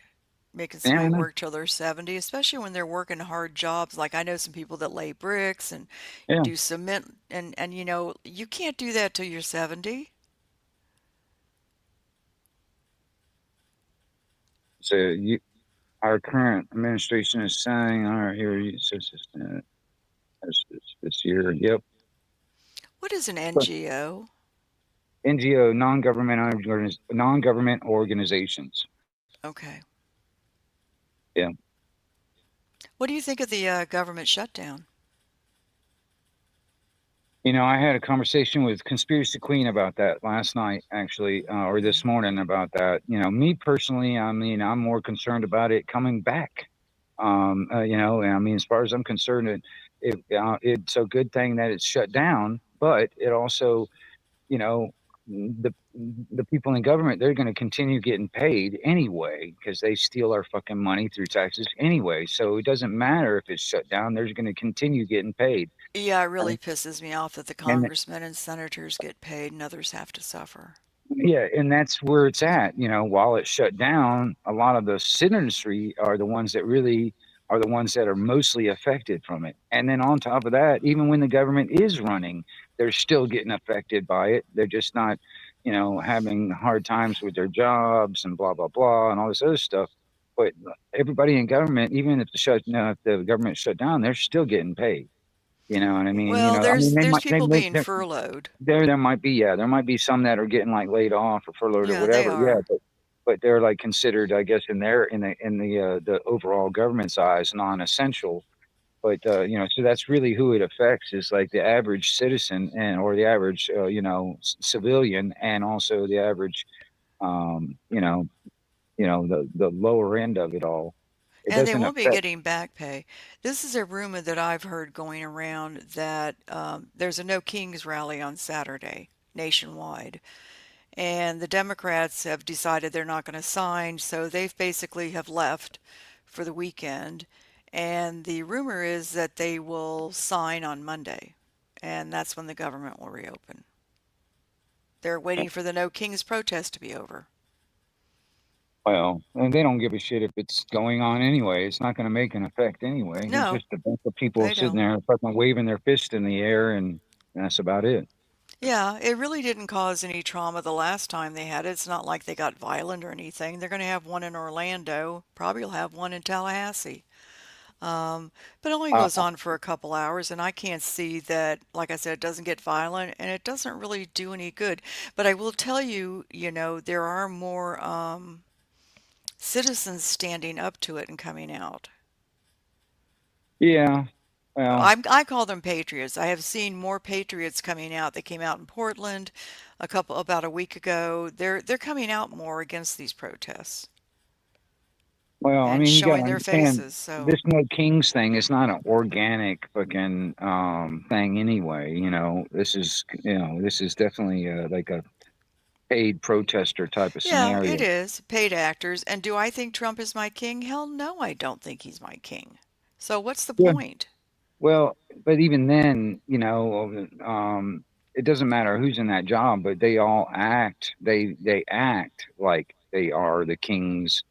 They claim they're the leader of the free world and all this other shit. And you know, uh, I don't believe words. I believe what their actions are. Hmm. I look at that when it comes down to anybody. Anybody can tell me anything. But what they do is a different story sometimes. Hmm. Um, so Well, God is my king. I have no king. Yes, I voted for Trump, but I'm not in his cult. There's a lot about him I don't like. There's some things he's put into action that I'm okay with, but I question a lot. yeah, And I don't know who proclaimed him king. Maybe he did because he's pretty pompous and arrogant. I'm not gonna worry about it. I'm gonna be at a fucking cookout Saturday, so I ain't gonna Yes, worry you about it. are, so you're not going to have to worry about it. I'm not gonna fucking think I about it. just was I bringing up mean, your thoughts. it might be on the conversation. It might be. I don't know. I mean, like I said, there's going to be a number. I don't know who's all attending, but it'll be bunch of a bunch of people, and I'm curious to sit down like at a round table type of thing and pick people's brains. Same thing with Joe Cool. He's that's what he's looking forward to, is sitting down and picking people's brains and stuff like that because me and him are on the same level on a lot of things when it comes down to discussions and debates and stuff like that. So I mean it's going You to be like interesting. debating? Well, it's more, I mean, I wouldn't call it a debate, but I mean, and sometimes it can get into a debate, but Mm-hmm. I mean, it's more of a discussion, and, you know, uh, trying to, see what is the reality and if there is anything on solution wise that we can achieve. I mean, there are a few things like, I mean, I want to say, Mike Taylor, fucking, he goes by the armed fisherman here in Florida. Mm-hmm. He's one of those guys, and he's one of the people that actually was instrumental in this open carry thing here in Florida. So he's, he's, I mean, he wasn't completely, but he was part of it, when it comes down to it. And, and for, many years, open carrying while he's out fishing and stuff like that. And then also, getting along with different, there's a lot of other legal groups that are getting into it. And that's how a lot of this changed here in Florida when it comes down to open carry. So, Hmm. there are things that can and have been um, improved. But technically, man, it shouldn't have been an issue in the first place because making it open carry, uh, or anything that's like that, illegal, is against the Constitution in the first place. So it shouldn't have been an issue in the first place if it wasn't for communist, people that are in government, making things like that illegal, uh, and criminalizing people for exercising their Second Amendment right. So you know, I had a question I wanted to ask you. You're pretty strong in your stance and how you feel about things. Do you ever have somebody talk to you about what they may not agree with you, but then you find that your mind is opening and you might start agreeing with them?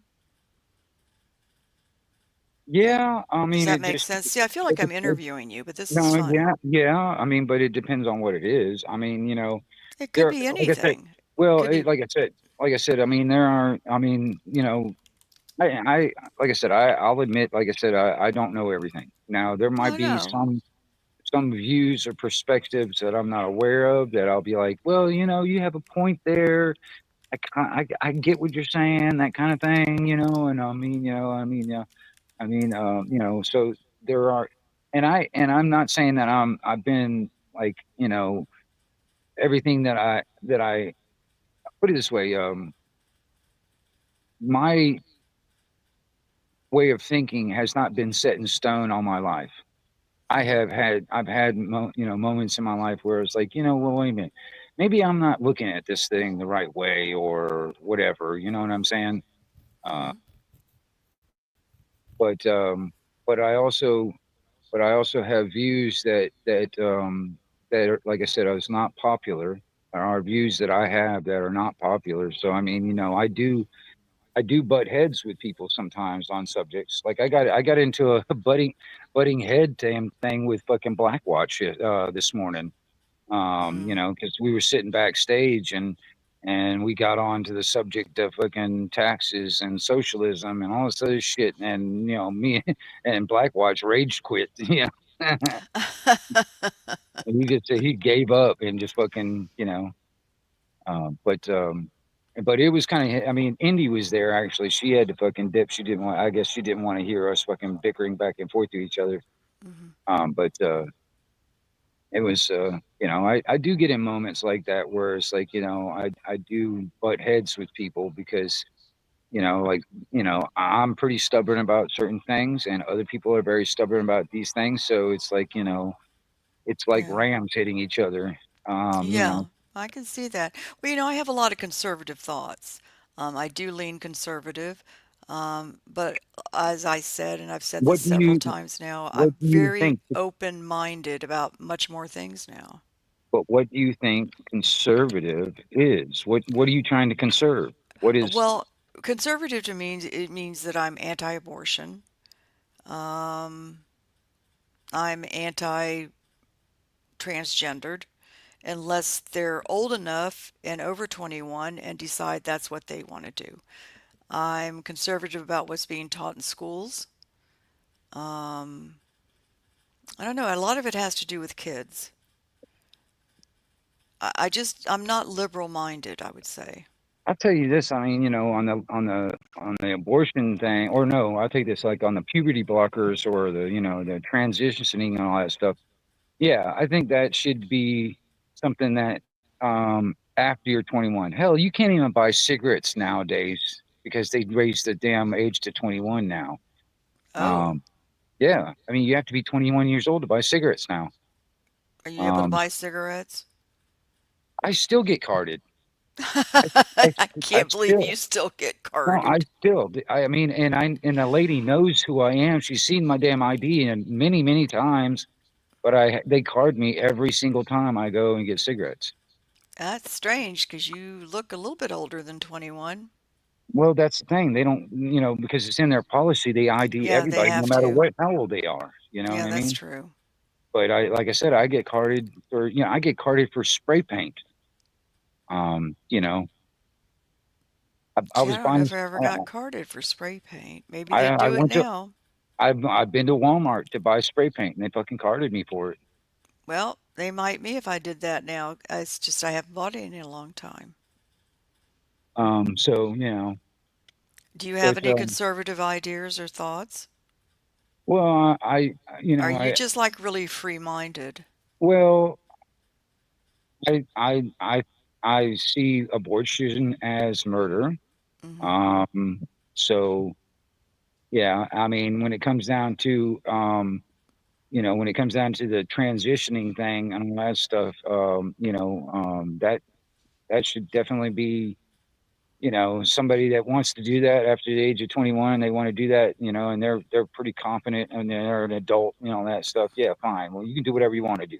But it But shouldn't be government funded. well, no, no, it should not be government funded. Um, and um, and when it comes down to,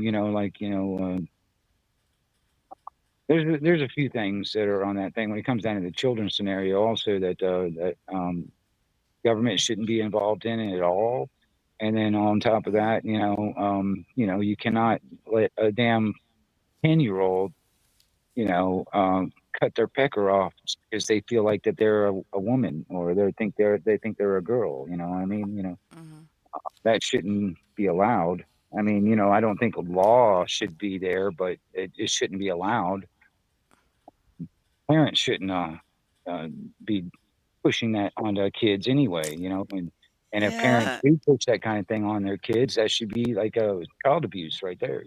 yeah, and some parents do because, their child might mention something and they may have a son and they may decided that they wanted a daughter instead. Well, you got too many wackadoos that have children Yeah, that push those ideas onto their children. that's very So I true. mean, you know, quite honestly, I think that's child abuse, I think so and too. uh, because I mean, these are things that will it's a lifetime scenario that can alter their life, from that moment on, and you really can't reverse it. And I mean, the amount of suicides, from people that transitioned that have regrets from being, from transitioning, and then they get so depressed they end up committing suicide and stuff. So I Yeah, mean, they it's a do. bad thing. It is. It's very I don't give a sad. shit if you want to cross dress. If you want to be a damn drag queen, fine, that's fine. But whatever, that's different. You know, I don't, when it comes down to the bathroom thing, if you're a biological male, you go to the men's bathroom. I don't give a shit if you're wearing a Hmm. fucking dress. They shouldn't have allow biological men in women's locker rooms because I think women should not have to deal with that. Yeah, Um, I agree with um, that. so I mean, it's on that thing, but I think that's more common sense. But Hmm. unfortunately, common sense is not necessarily common anymore, it seems. Uh, No, and I used to go to drag shows and I enjoyed them a yeah, lot. I've done it before when I was younger. Also, I mean, Yeah. some of the nightclubs that I used to go to, I knew the DJs, and some of the nightclubs I went to had the best music that were gay clubs. They would have straight night like once a week or something like that. You know what I mean? But I knew the DJs and stuff like that. And I liked the music. I like to go Yeah. and dance and stuff like that when I was You younger. like to dance? Well, the type of dancing I used to do was like back in the day when there was like break dancing was a big thing. I used to do a lot of the pop and lock type of stuff. You did that at your height? Yeah, Didn't yeah, that hurt? Aren't you no, supposed to be short to do that? no, no. I mean, I can still move that way. I run out of breath a lot easier because I've smoked so much in my life, but I can still move like that. You know. Okay, I want a video of you pop locking. Yeah, well, I don't know if that's going to ever happen, Yeah, I but know it won't. but I just yeah. wanted to ask. I thought it was kind of funny. I saw a video of this, and it was like Gen Xers, man. And I was like, this is fucking beautiful. Like these Gen X parents, their child, their girl was getting married, and for the like the thing, that party, after the marriage and stuff, where everybody's like dancing or whatever. Hmm. And I mean the Gen X parents just totally just just blew the kids out of the water because they're out there doing the fucking robot type of stuff, all the old, break dancing moves and shit, and they still had it, dude. They I still, love they it. still, they still own the damn dance floor, and the kids are like, "What the fuck? How, I I didn't think my love it. parents, I didn't think my parents can move like that. Like I hell yeah, never could man. dance like that. We might be 50 years old, but by God, we can still rule. You know what I'm saying? We got it. We still got it, by God. We'll Yeah. fucking, we just fucking, we blow up the dance floor. But because I mean, actually, because like I said, I mean, Orlando in the '90s, the club scene down there with like with the Edge and Firestone and uh, yeah, yeah, there was a couple other clubs down there and stuff Did you like ever that. go And to then, Nichols Alley? no, Ever no, hear of it? no, I haven't. Mm, okay. So what And then clubs did you go to? I think it was like was it Firestone, I think I the heard Edge, that one. the Edge, and what was the other? There was another one. But then also I used to go to a lot of clubs in Tallahassee and in Gainesville, Mm. and um, I like I said, I used to, me and my cousin, he's like a year older than me, and then we were into the same kind of stuff. We still listen to some of that old school '90s fucking rave music and breakdancing music and stuff like that. And we knew a lot of the DJs back in those days. A lot of the DJs that played that spun out these clubs and stuff. Mhm. And so I mean, I don't know. It's just one of them things back in the '90s and late '90s and stuff like that. Mhm. Um, You got a screeching sound going on with your mic. do I? Yeah, it just started. I don't know where it's coming from. Then Yeah. hold on. Let me look around with the mic thing. I mean, I'm using a speaker mic, so I don't know. I haven't done anything. I haven't touched anything. But hold on, let me try something. Okay.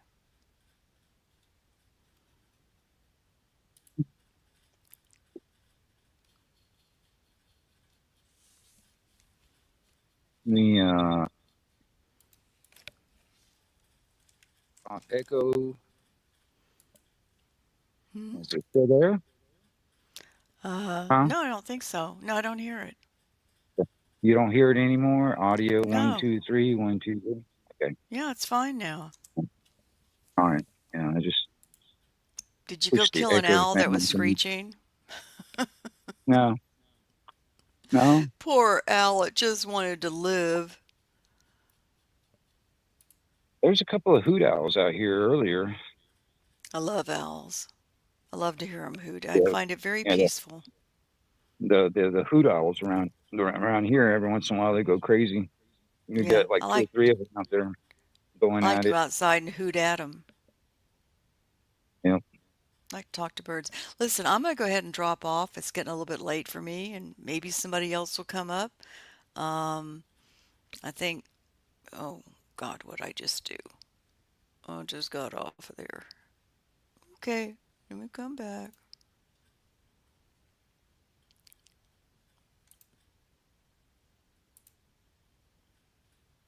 what's up, Moonchild? Am I still on here? Am I still Yep, on here? yep. Okay. Yeah, I'm gonna go ahead and jump off because it's getting a little bit late for me, and I like to go play stupid games on Facebook to relax. Um, Okay. but never know. This was fun. Thank you. I'm so glad you had me up and you came on earlier. I really enjoyed this, and I did learn some things, you know. I wanted to ask you a couple questions, and I got them out, asked, and next time I'll just make a list. Right. Yeah. Well, I like interviewing you. I think it's fun. Right. All right. Good night to you, Wing. And Later. good night, chat. Loves and hugs. Sleep All right. well at some point. Well, yeah. Good morning. All Good morning. Pretty true. Yes, it is. All right. Toodles. right, you guys. Uh, if anybody does want to come up, as long as I know you, but if anybody does want to come up, the link's in the chat. Feel free to come on up. That kind of thing. Just keeping the fire going at the moment. I didn't really have anything to talk about altogether, but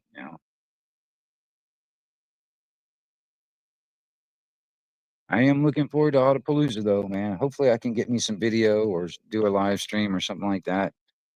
That'd be kind of nice. So I'll try and do some of that while I'm out there for the meetup. Like I said, sometime tomorrow. Well, technically, yes, technically tomorrow, or sometime tomorrow evening or something like that. I'll be getting up with Joe Cool, um, and then Saturday will be the meetup type of thing where everybody else. Looking kind of looking forward to it. I didn't want to miss it since this is probably going to be the last one. So I'm glad that uh, Joe was able to make his way down from Chicago.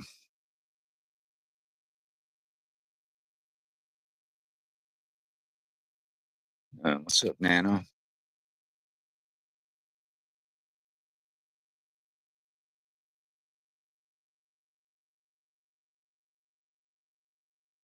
Oh, don't worry about it, Indy.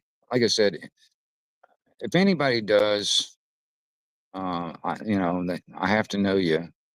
But if anybody does want to come up and sit on panel and talk and stuff, man, just hit the link and you can come up. Yeah, I'm looking forward to it, Indy. It's you know, sit back and smoke a bunch of blunts and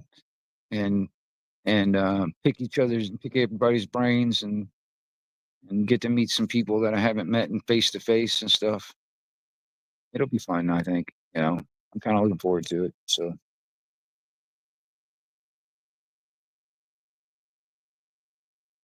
and plus, like even just hanging out with Joe, that's going to be fun, just right there.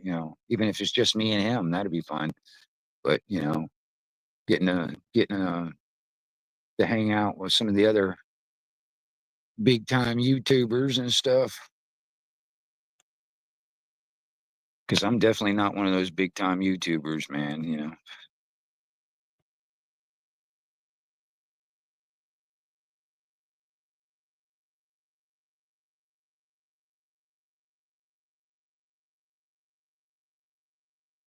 Yeah, you're welcome up, Moon, if you want to. You're welcome up. I mean, when it's more than just me up here on panel, it ends up attracting more people onto the stream altogether. If it's just me sitting here talking, uh, you know, doesn't really attract a whole lot of people into the stream. So, you're welcome up, Moon. You build it, they will come, kind of thing.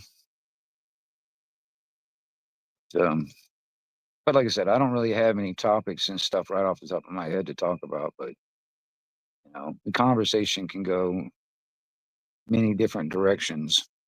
Like, that's what Snook. That's one of her um one of her things that she does. She definitely just the conversation goes in many different directions when she's around.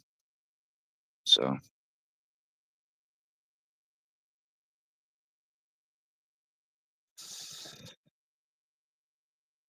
but it is a beautiful night, telling you.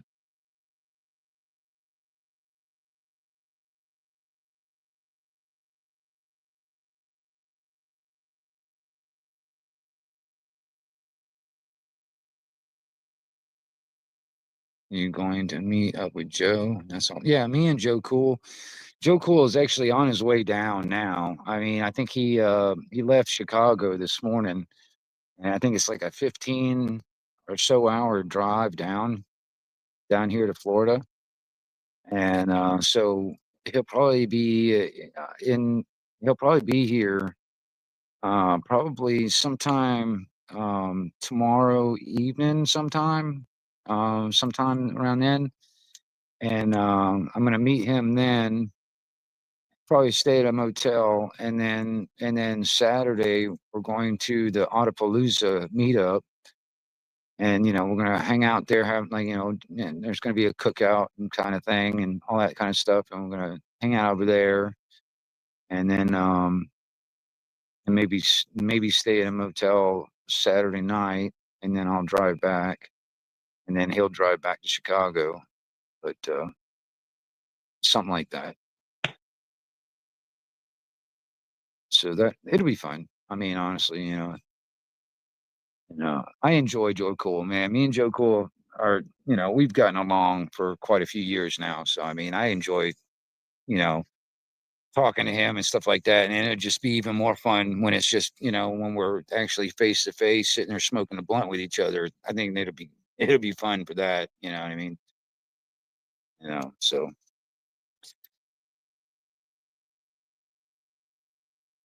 I'm kind of looking forward to it. So,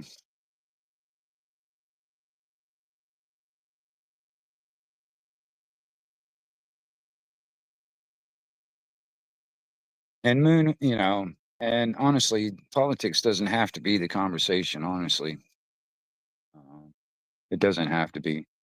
You know, I was talking about dreams the other day because I was like, I've been having some really strange dreams and stuff. So I mean, I've got my own ideas about dreams and stuff, and so the whole conversation was nothing but dreams, and that's just definitely something that's a lot more. It's a lot lighter conversation.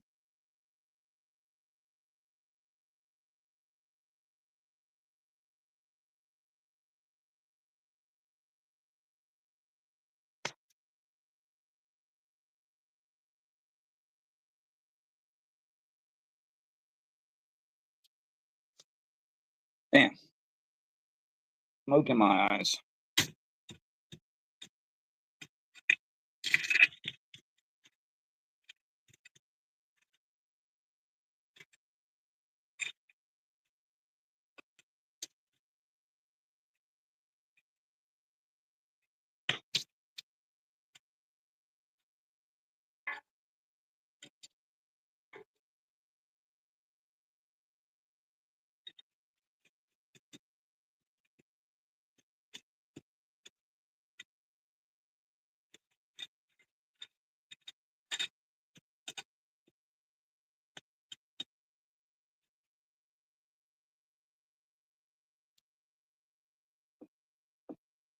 Matter of fact, I need to run in the house and grab me some cigarettes. I'll be right back.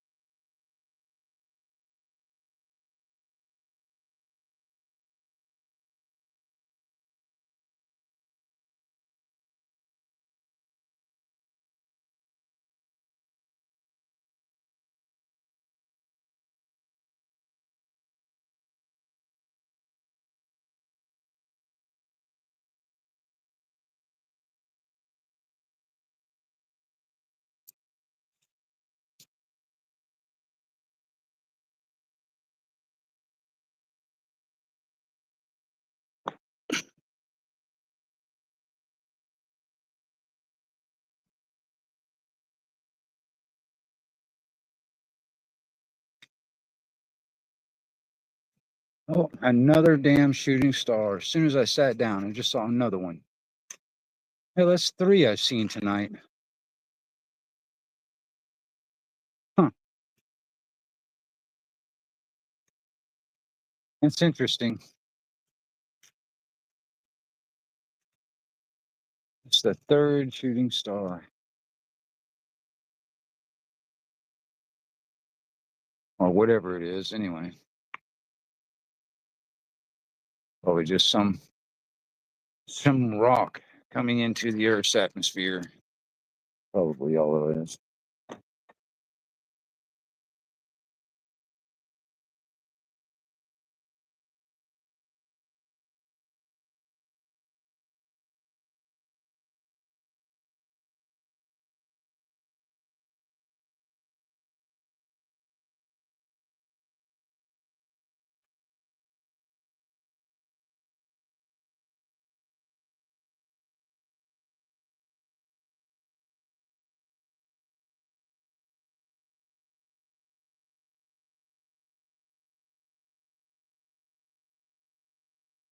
I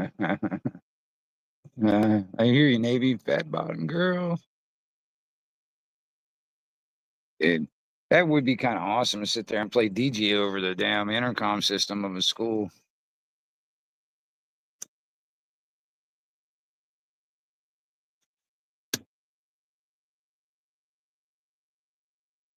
Make your wishes. I don't know. See, that's the thing. It's like I've seen three of them, three little streaks across the sky tonight.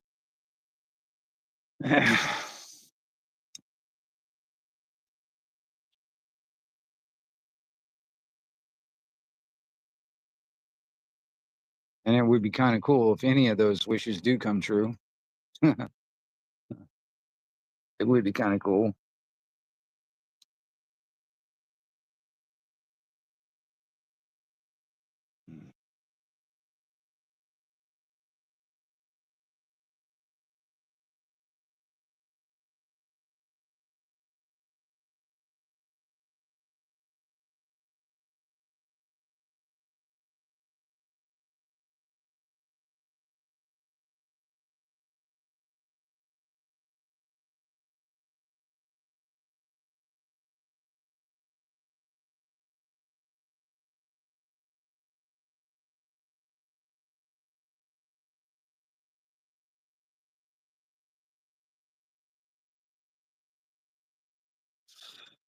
I don't know what to talk about, y'all. No idea what to talk about.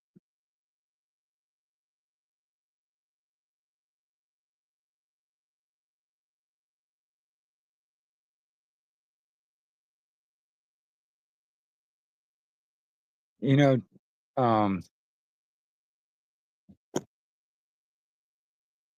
I saw a meme, Tate. I saw a meme today, and it was this. It was to me, it was the dumbest thing, but um,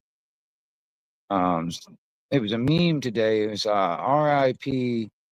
MTV. Because evidently MTV shut down completely this year. Sometime this year.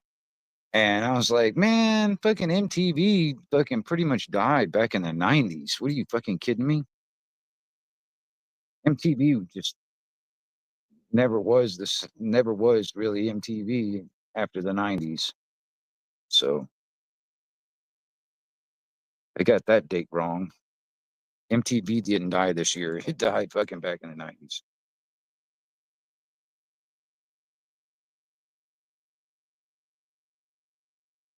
Ace Freshly.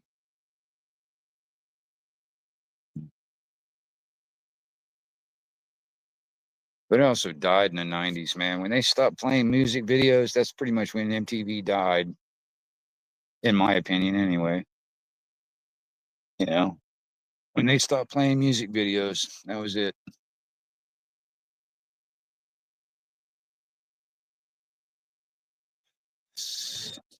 Like the late 90s, basically, I guess, probably. What's up, Nut?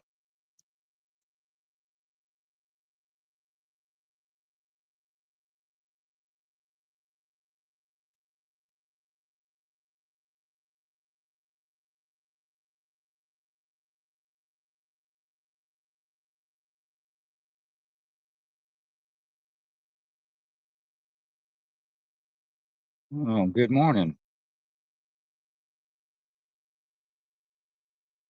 How are you? Hello. Can you hear me? Yeah, I can hear you fine. Okay. Man, this is so fucking awkward. I don't like doing lives. I don't. Well, I mean, yeah, I got almost a 2 hour mark. I could just switch this to the backstage. Yeah, but then Yeah. nobody will be back there, man. This bullshit about anything and everything. Well, I mean, I can put the link in, and if anybody does want to come in the backstage, I can go ahead and shut it down and do the backstage. Because I mean, hell, this is going on. I've been sitting here rambling with Snooks, and it's like just now turned 2 hours. I've had the Oh, live. I don't know. I didn't know how long you was on. I was in there jamming out to some music. I started my playlist from the beginning, like when I started adding music to my playlist, like building a playlist, and then I got to like 400 and some. uh, but it took a I've got while. Yeah, I've got a playlist on mine. It's called Good Stuff Number Two.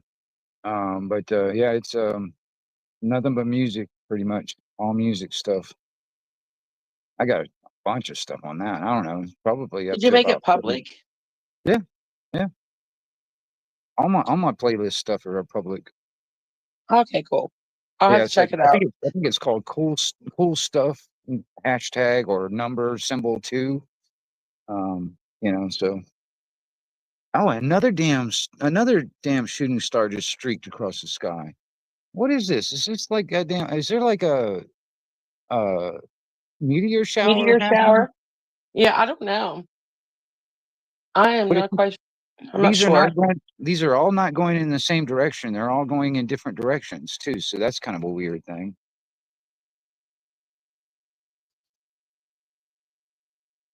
So I don't know what's going on. It's like I just see this little streak, just a streak of light going across the sky for a split second. You know what I mean? That's the fourth one I've seen so far tonight since I've been sitting here.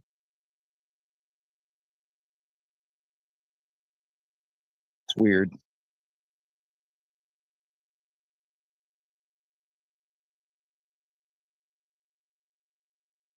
So I don't know.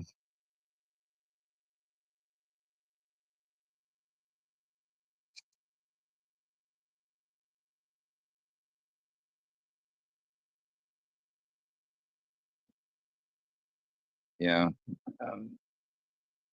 Let's see.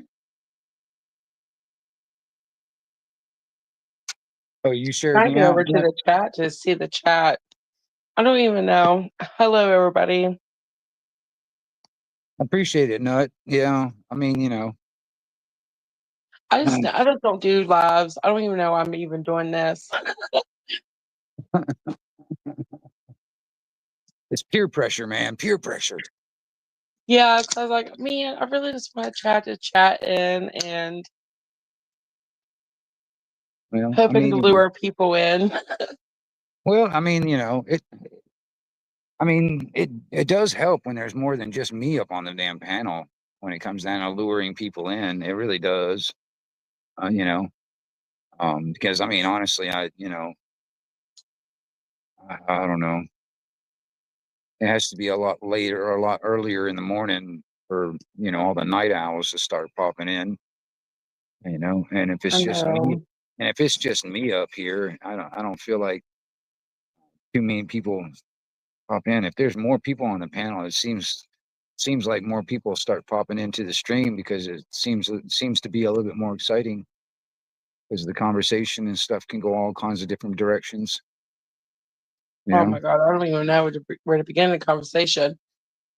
I just Well, kind no, of came up here with no plan. well, that's I that's was like, basic. well, you know what? I'm gonna fucking do this. Fuck it. I didn't have a plan either. I really didn't, honestly, Moonchild. I really didn't have a plan either. And Snook came up right pretty much at the beginning, because she was like basically wanting to come up here and ask me questions and stuff. So but you know, I was talking about dreams the other night, man, because I've been having some really wild dreams. Do you dream or do you remember your dreams and stuff? It depends. I have moments where I don't dream at all. I have moments where I have night terrors, and I have moments where I have just like I do dream a lot, and I do remember them, and I don't know. It is really it's hard to explain because like sometimes my dreams seem like they come in season, like from like December. Well, yeah, from I would say from December to like March or April, I tend to have night terrors. Um, and Well, then wonder why um, that is. Yeah. that's big. I'm assuming because of there was a lot of trauma in my life from those months, you know. Oh, okay. Um, so I'm assuming it stems from that. I'm assuming. I don't know, but I I was mean I they was have sitting, I was sitting there I was sitting there thinking it might be because the planets are in a certain alignment or something like that. It could be maybe something, it you know. could be that too. I don't know.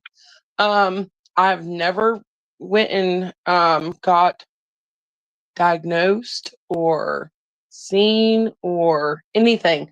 I've never got anything like that. But like through those months, I tend to have night terrors, and then um, once in a great blue moon, I'll like have pretty bad dreams where I do remember them, and then there's some I have weird ass fucking dreams, and it seems like it comes from my past.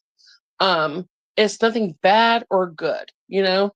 And I'm not sure where it stems from, you know, because I mean, they say that dreams supposed to come from something. Like sometimes they say it's like the last thing you think of, and I'm like, well, that sure the hell didn't fucking come from my last thought, you know. Right, It was right. totally fucking something else clear out of my mind, but it stems from it. I'm not sure. Um, I haven't got the pattern down pat to dreams, if that makes sense. Um, I just haven't. Okay. But when you say weird, what do you mean by weird, though? I mean, there's another damn shooting star. These are all going in weird directions too. You know, like one will be going like north to south, the other one will go be east to west. I mean, that's six of them I've seen so far. That's anyway. That's weird. It's weird. They're all going in different directions. They're not going in the same direction. That's all weird. Anyway, but like when you say weird dreams, what do you mean by that? I mean, is it like just the situations or the people or what? What's weird about it? Um, it would be kind of something of my past, Oh, okay. but it would be a different scenery. Um, there's something that always comes of my past that comes up in my dreams, and I'm not quite sure if if there's a message in it or a lesson in it that I wasn't getting, like it wasn't getting across to me, and it's like presenting itself again, like you need to pay attention to this, you know. Is it I'm not I'm is not it sure. is it kind of like the same dream over again, or is it something just similar? Okay, so okay, I mean, I really don't like this. Is why I don't like lives because people are going to sit there and fucking nitpick, you Who know. cares? Who cares what they think, man? I mean, I honestly don't care, but I just don't want to hear it. But anyways, like because you know what I mean, like they're just chatter in my fucking head. Right. Um, and when it goes to lives, like people become chatter in my head, and as it becomes loud, I don't need it. But Well, like I okay, said, I so mean, if it makes you more comfortable to even have this conversation, we can always sit backstage. I don't have to have. I don't. We don't have to be I mean, live. it's not like I mean, it's not like I'm hiding myself, but it's like who deserves to know me like that? Right. Um, it Well, it goes. There's a Libra um scale. You know, there's like where's that balance? right. Um, but It was really okay. So I'll use one dream as a example, and it was a nightmare. Okay, and so my it was my great aunt that passed. No, yeah, it was my great aunt that. No. Hold on, let me think. Who passed away first? Um, okay, I think it was my great great grandmother.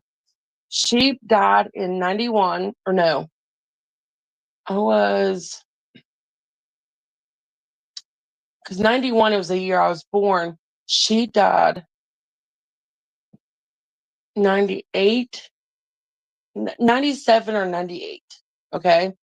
And I had a dream, this weird ass fucking dream that I was in this house, very familiar house. Like I knew what house I was in, but it did not look from the inside anything familiar, you know? Like, so I was walking through this house. I knew where I was at, and I was following my great grandmother through this house. Okay, she just passed away, and I was so at 90. At 98, I would have been 7 years old, and so I walked through this house, and I was walking right behind her, and I was looking through, and like every like door, like every part of the house, like there was windows, right? And I was looking out these windows because I was petrified. I was a little girl, and um, I was looking at these windows, and I see these red eyes, and they would follow me and her every step of the way through the house, because every step of the like every doorway we walked into another room, there was windows, and there was these Mhm. red eyes.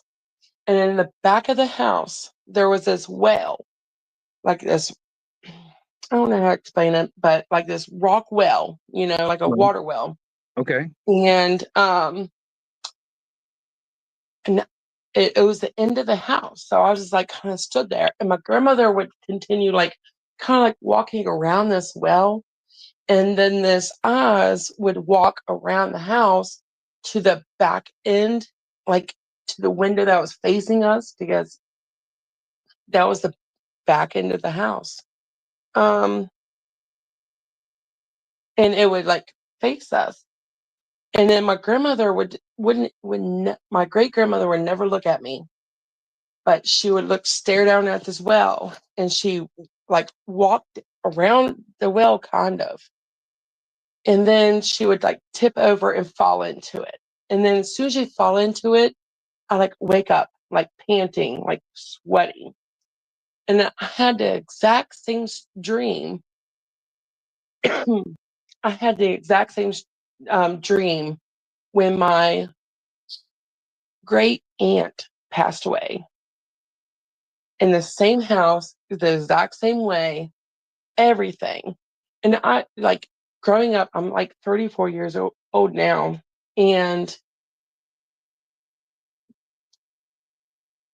I'm 34 years old now. And like that was one vivid dream as a, younger, that stuck out to me. It was always that dream. Yeah. Has that So has I don't has know. that, has that repeated itself before, or is it only happened once, that type of dream? Twice. Once with Okay. my great grandmother, and then um, once with my great aunt It when was, they but passed away. It was like but when it, they passed away. It was but it like had. right after my great grandmother passed away. I had that dream, and then um, when my great aunt passed away, I wasn't as close to my great aunt as I was to my great grandmother, but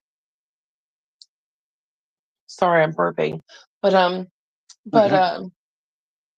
the dream was exactly the same with both of them, with both of Well, them in it.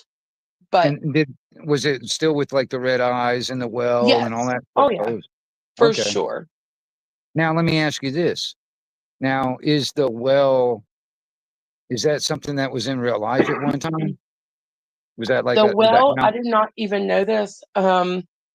The well, I didn't even know this. The house I was at, like Uh-huh. in the dream, the well is inside the house.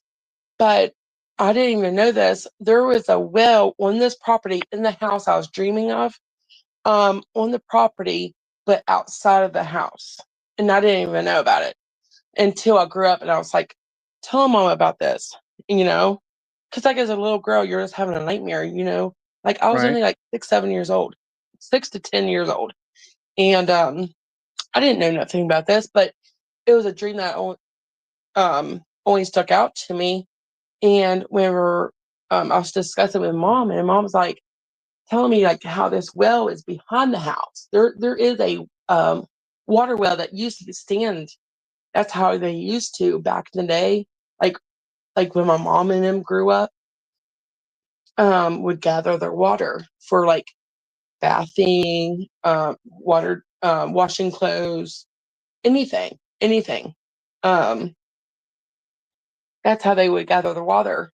Um, is the back of this house because the people I was dreaming of was, of course, family members, and they lived um, I mean, I mean, not even a football field, up the road from my grandmother, you know, and that's where that house I was dreaming of. And behind the house, I had no clue at that age that there was a well behind the house. Is this house still in the family or something like that? Uh, yeah, but it's like more distant family now because Oh, it's okay. descendants, you know. Okay. Right, right, right. Um, Okay. yeah, but at Huh. that time, they were close descendants because the person that lived in that house was a direct descendant of my great grandmother. Um, that was my great grandmother's sister's house,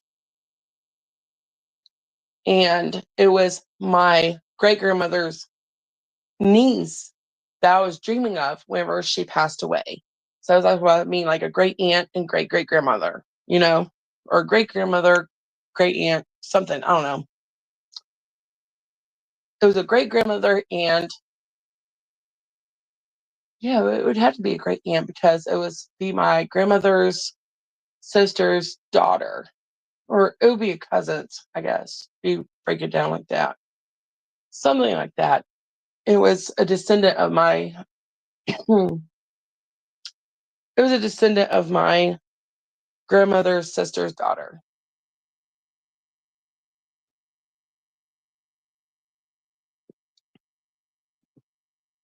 Now, let me ask you this. Have you ever seen your reflection in a dream? My reflection. Yeah. No. Okay. Neither have I. I ask people this because neither have I have never seen my reflection in a dream either. So I was just curious if anybody else has. That's all. Well, that would be a hard one, wouldn't it? Because, like, who do you see yourself as? What do you know? Yeah. What do you see yourself as? What is your like when you look, how confident? You know what I mean? Like when you look in your mirror, like, do you accept yourself? Now, I think that's the hardest thing for people to see. You can look at other people and your brain can familiarize a lot of faces. But when it comes to seeing yourself, it's like your brain, I feel like your brain would stop and be like, who is that? You know? What do you know what I mean? Because of many reasons. I'm not saying even the most confident person, they might see themselves, but they you know what I mean? I don't know. I don't meet a lot of people that talk about seeing themselves. I've in your just wondered dreams? because, like, like for instance, if you saw yourself in a mirror or in a reflection of a window, or because I mean, I've tried, I've actually, thought about that when it comes down to myself, because I've had a lot of like really vivid dreams and stuff like that, where it's like, and I know that I am actually dreaming at the time. You know what I mean? I know, I know this is not I'm not awake, that kind of thing. Like I'm not, but I have yet to, actually see my reflection. No, So I've never. I've always been curious if anybody else has. And have you ever heard, people ask like if you dream in black and white or you color? I've always dreamt in color. I've never dreamt in black and white. So you know, I really don't even know. I don't recall having a dream in black and white. It's yeah, mostly been in color. Yeah. I've always dreamt in color. So I mean, yeah, But most of the time, like my dreams, like as soon as I wake up, I can like think of it for a moment and then it will go away. Now night terrors, as soon as I wake up, it all goes away. Like I don't remember a bit of what my night terrors consisted of. All I know is I'm fucking panting and I'm sweaty, you know? That's yeah, any indication that I've had a night terrors because I'll just wake up and I'm like out of breath, wore out, completely wore out. And I'm sweating, you know, because it's like I was just drained myself.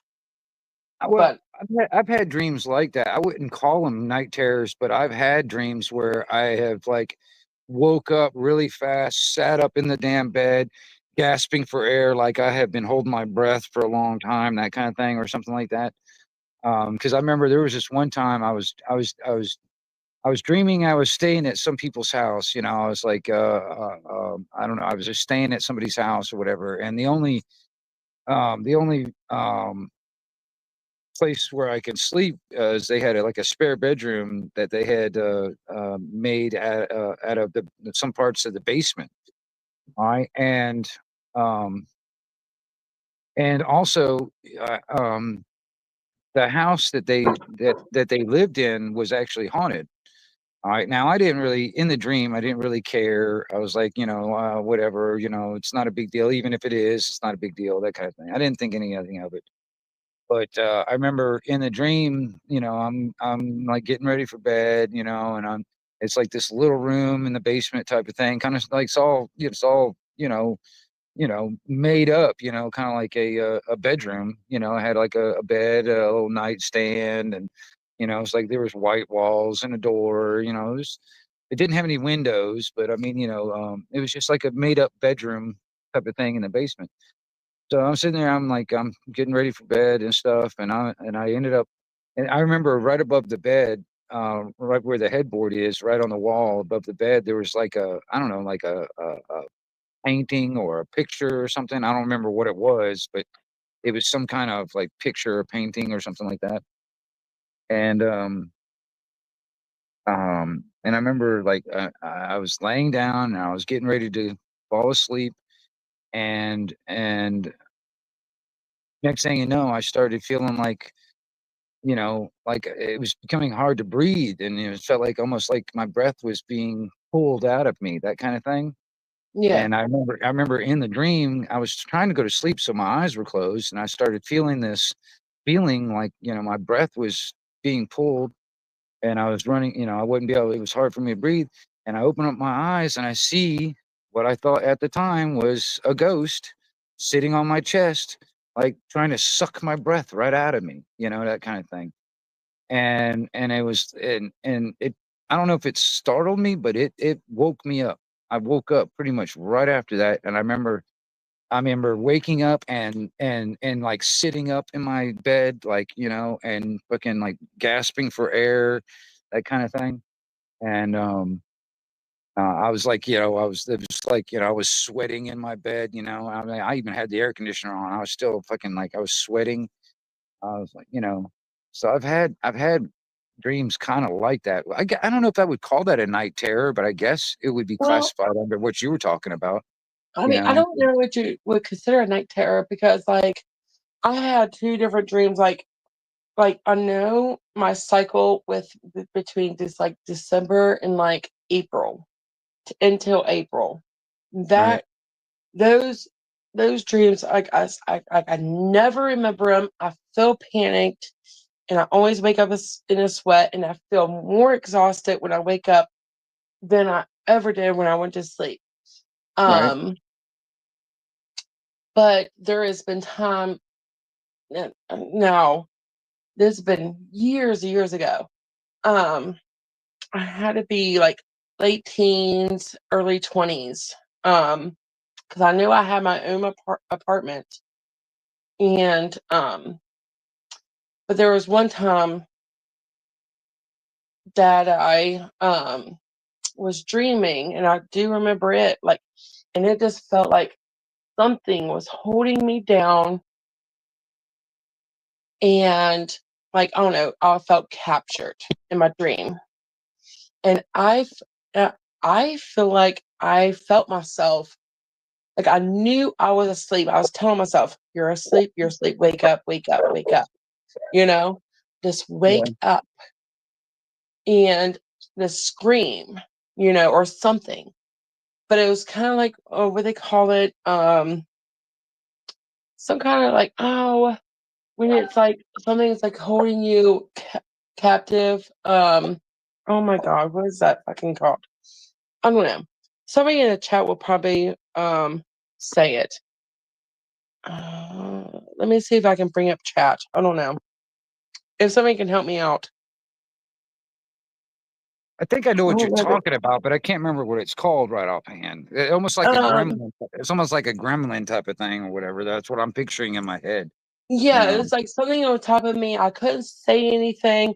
I was sitting there. I felt like I was screaming, and I was sitting there, and I feel like Yeah. in my head, like I know I was Yeah. asleep. I couldn't open my eyes. I couldn't say y- anything. Like I couldn't speak. Yeah. But I feel like I felt my hand because I couldn't move my arms because I was Yeah. like That's held exactly, down, that and I was was moving exactly my the hand same and feeling. yeah, That was exactly the same feeling that I had paralysis. Yes, when that ghost thing was over on my chest, trying to take the breath out of me. I felt like I was paralyzed, where I couldn't move. You know what I mean? yes, I was like,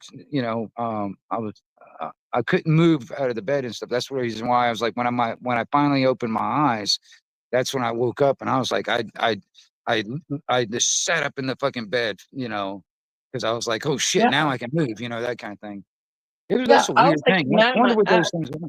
I wonder. Because I think I heard. Oh, there's like an old story about those things that would do that. I remember seeing like some medieval painting of something like that, where it was like some kind of gremlin looking thing that would try to steal your breath while he's sitting on your chest, that kind of thing.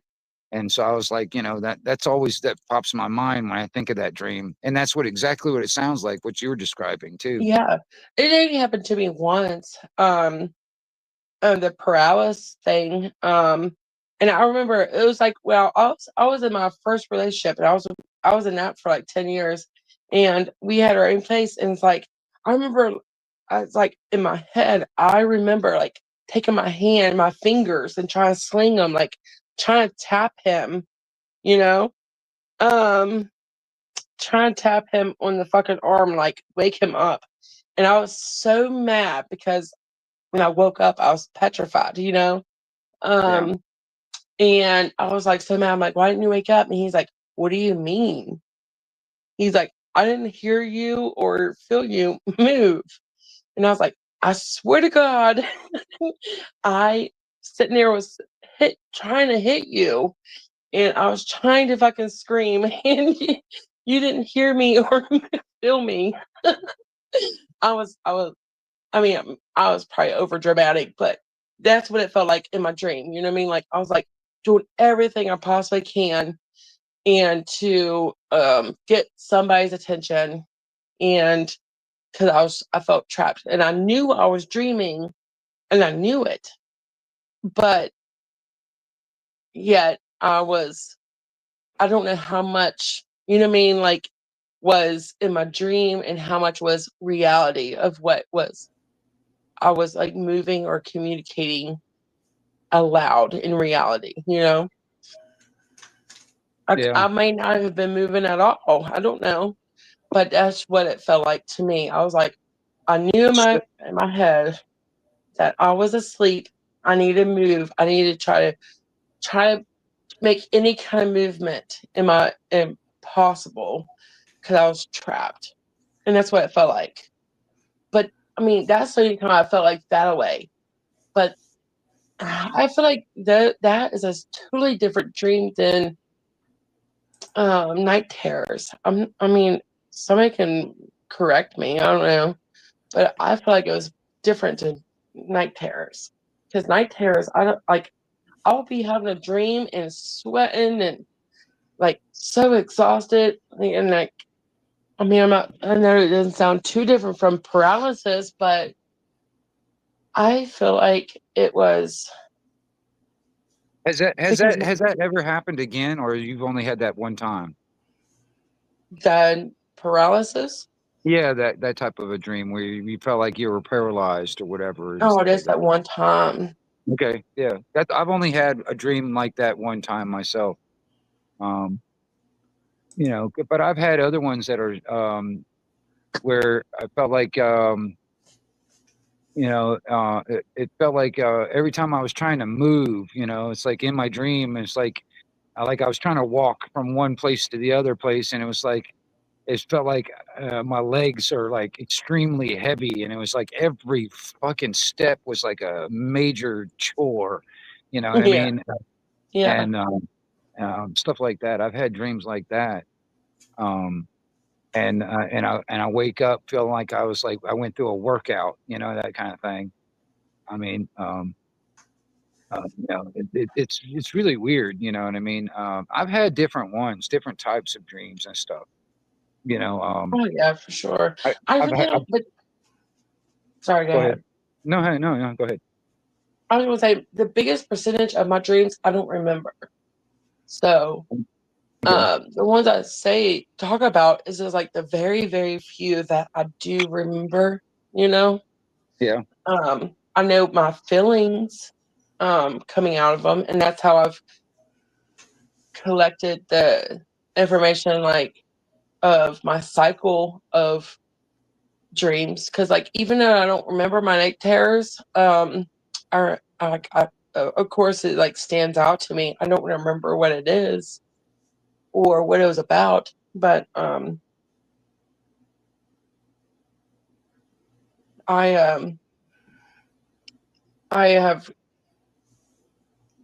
had them so much like had those moments so much that it's like okay, I know this is this is like a space where a lot of fucking it seems like I just have these dreams I don't know nothing about that wears me out, you know? And I feel more wore out, more tired, and more panicked waking up than I do going to sleep. Right. So I mean that's what causes me to summon up to night terrors because it's like sometimes like I don't know, like you're so wore out, like your body aches because it's like you did so much in your sleep. And it's like, Yeah. what in the world? you know? Did I Yeah. just have a full body workout? I don't even know, you know? And it's kind of one of those moments. Yeah. Like you're probably tossing and turning the whole damn time and didn't know it. You know what I mean? You know, Yeah.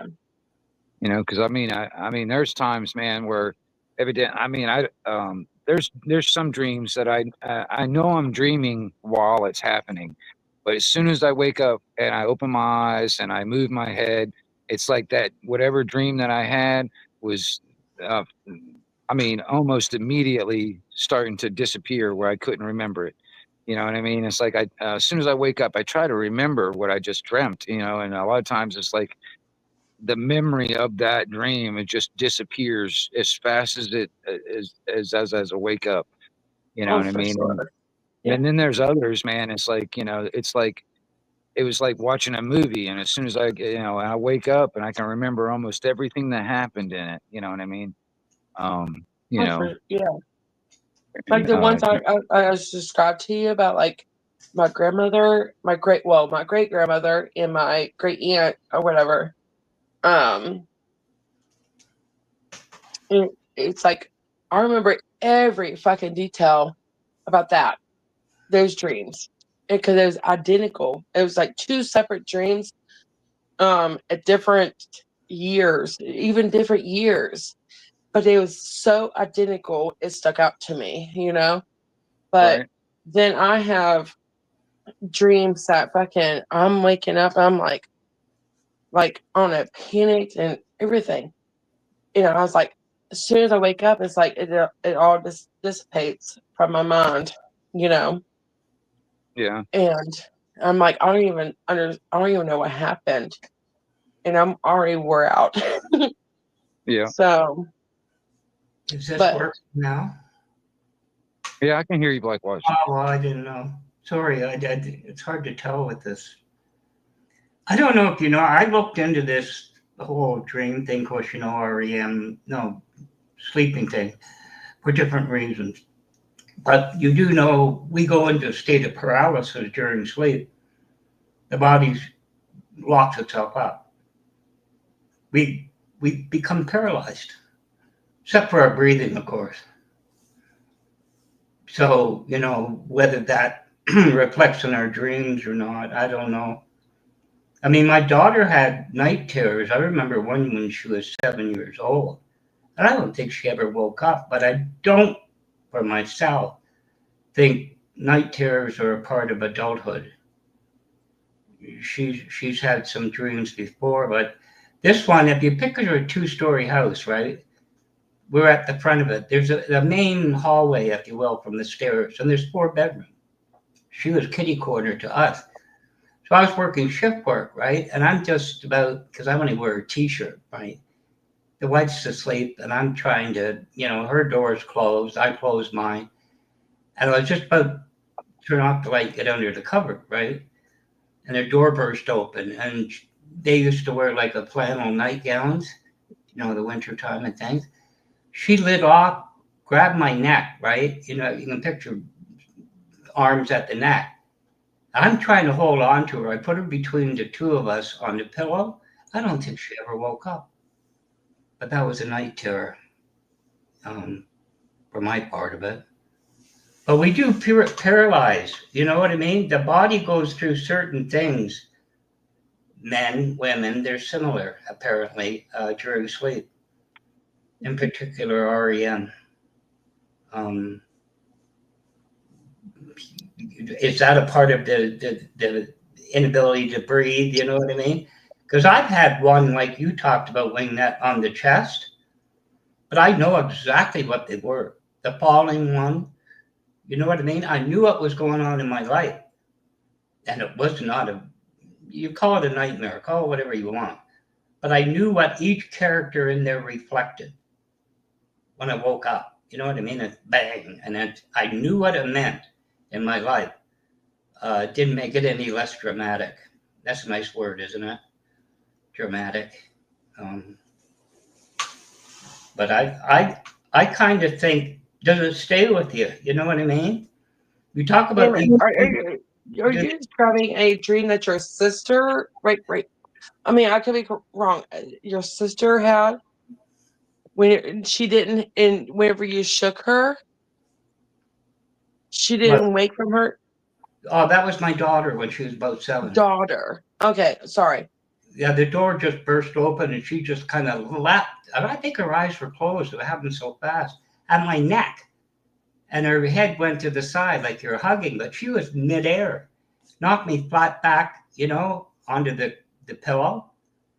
And I kind of turned her between the two of us because we had a third pillow, right? And I don't think she ever woke up. You don't think she ever woke up? I mean, what do you mean by that? Have you ever? It's interesting because some years ago, 1:30 in the morning, she sent me a link and an email, Have you ever heard Pink? And it's called the Circle Game.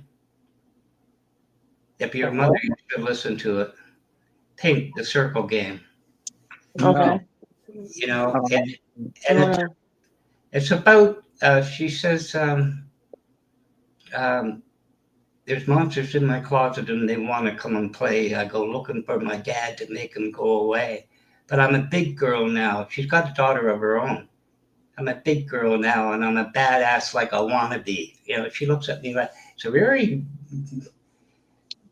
I think, strong, powerful song of what it's like to remember when you were a girl, like a little one, and now you got a little girl of your own, and there's monsters in her closet. You know, it was very touching when she sent me that, and I knew what she was going through with. This is her second marriage. You know, her daughter from the second marriage is now 16, but at the time she was, 7 or 8. So it just came back to me, that song, Dreams, Monsters. And I said to her, look, I went through your closet. I went through everything. She says, yeah, Dad, but you didn't look under the bed. And she's right, I didn't. So dreams, what do they mean? I don't know. I think the falling dream is you're out of control in your life.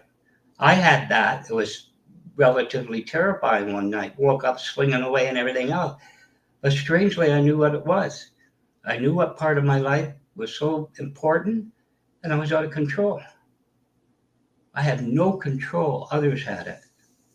Maybe. I don't know. And the worst one I don't want to go through because it's somewhat personal. I have different ideas about what dreams are, because I mean I look at it different ways. All right, I've said this before. It's like I have different levels of, like, for instance, deja vu to me is like the feeling of I've been here before, and I know I have never been there before, but I've had the feeling I've been there before. But I also have a different level of that, what I call a double deja vu, is it's almost like a memory of me being here, but I know I've never been there. You know what I mean? It's not a feeling, it's a memory. It's like I remember being here, but I know I've never been there before. That's like what I call a double deja vu. And Yeah. then I have a different level also, what I call movie footage. It's almost like a premonition or something like that, because it's like I can dream something, and like within days after that, it's like everything I dreamt in that dream it plays out exactly how I dreamt it. You know Yeah. what I mean? I call that movie footage. And then there's another kind of dream that that I kind of go off onto, like, the quantum entanglement level, with the multiverse type of scenario. Like, there's many many versions of us all living out our lives simultaneously out there. All right. And I have had dreams where it's like I am looking through the eyes of that other version of me, while they're walking around and doing their daily life type of thing. And because there are those, then they're the ones that end up being some real vivid ones too. And it's like because the people that are in my dreams, all their faces and all the people in it, I don't recognize. I've never met them. I've never seen them before. I don't know these people, but evidently in my dream, they know me, like like I've known them forever. And the places, like the area where we're at, is places that I've never been to or never seen before.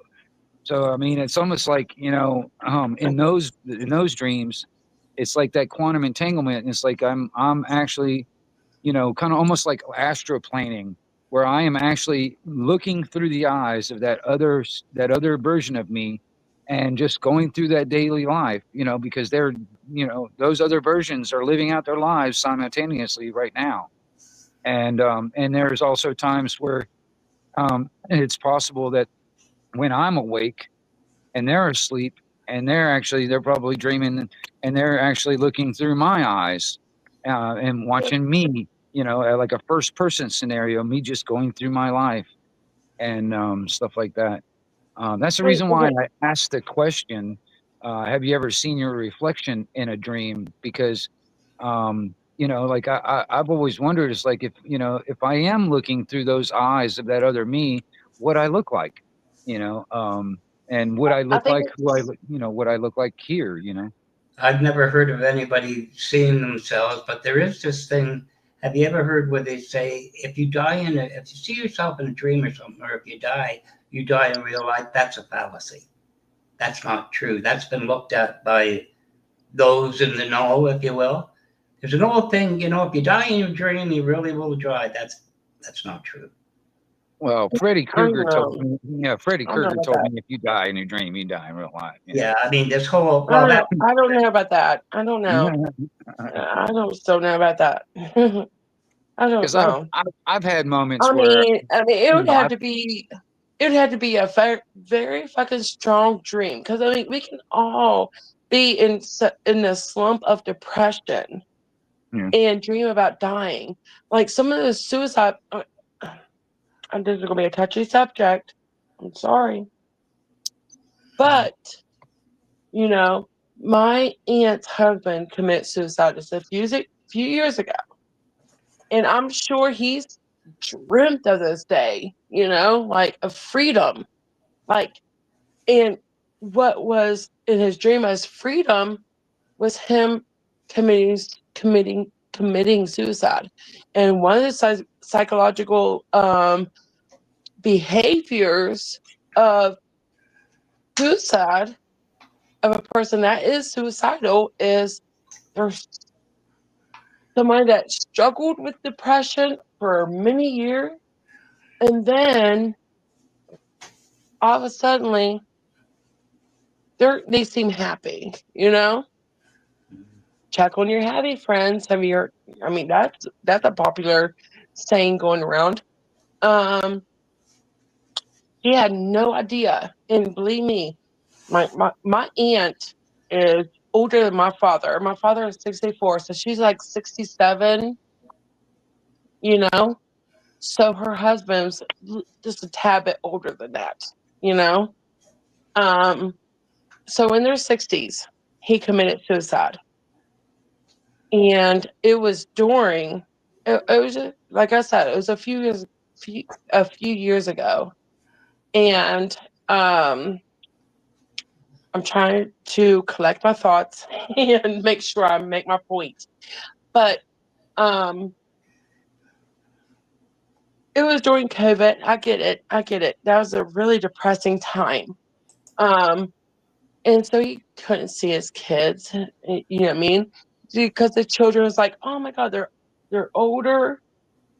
Maybe we shouldn't, spread our germs."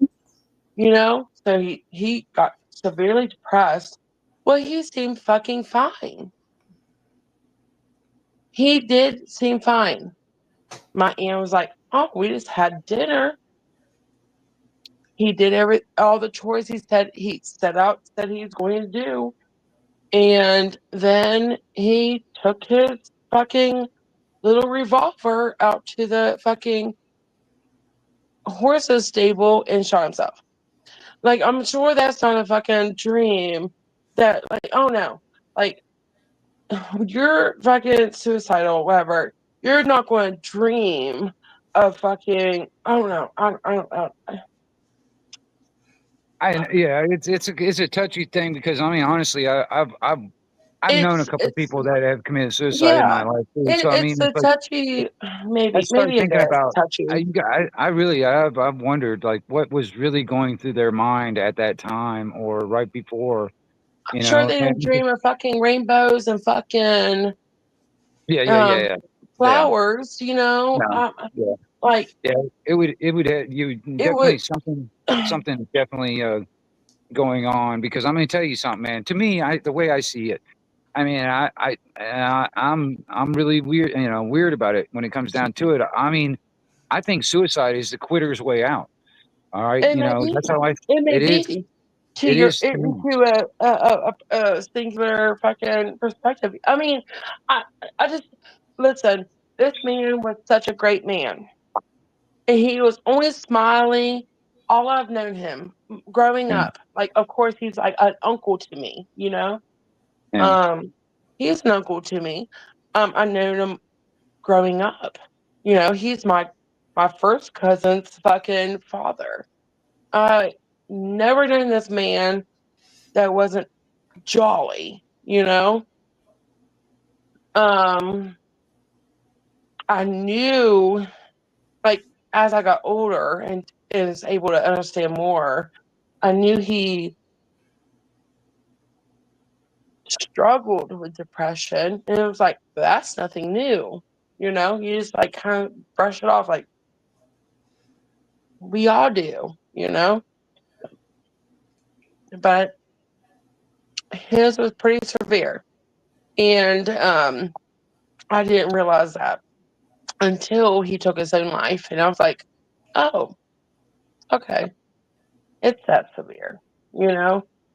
And it was like, now my aunt's like 67 years old, and she's like, she does not know how to take people's opinions, you know? Because I was a love her life. She thought she had it under control. She can see it. She typically could see it coming, and she would get under control. And that time, that one time, she was like, oh, we're on a good streak, you know? We're all good. Well,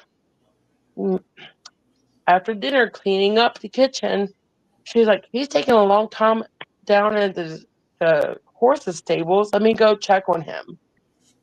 It was like she just walked right into it. And I know it's like horrible to fucking laugh, but it's like, how do you? I don't know. You just don't know people. You just do never you never know about people, like whether it's trustworthy in a sympathy way or just don't trust them in a way. I You just don't know. You do not know about people because people are fucking crazy anymore. And I know kind of flopping this around to a different perspective of dreams, but it's like I'm sure, like I don't know. I don't think dreams are always connected. Not always. Because if you cannot even see yourself in your own dream and you see yourself in the mirror when you're doing anything else, shaving your beard, doing any kind of face care, Right. fixing your hair, anything. Right. Do you think that Um, really stays with you though? When you but think of you can, but you can picture a face, and your head will capture a glimpse of a person that's walking down the street that you're walking down of that you didn't even take no thought of, and put that in your memory, but they won't. But your brain will not. I don't know. It's just a Like weird thing. it's in your subconscious. Type what you're saying. It's like you're Yeah, not consciously remembering it, or you're not conscious of seeing it, but it's stuck in your subconscious.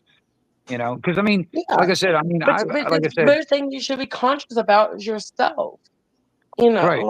Well, a lot of people do not see themselves in their dream. It is kind of baffling, I guess. well, I mean, I've wondered because, like I said, I've never seen my reflection. I've never seen my myself in my dreams and stuff like that. You know, but I've had dreams where there are there are people that I do recognize from my regular life, my in this realm or whatever. But then there's others, like I've said, that the people in the dream they interact with me in the dream like they've known me forever, but I do not recognize their faces. I do not recognize these people. I don't recognize the like the town or whatever wherever I'm at. It's like these are places and people that I've never seen before, or I've never But I listen, don't no, no, remember. no. No, no, it is supposedly. I cannot fact check this because I'm not a scientist. I do not know the science behind it, but according to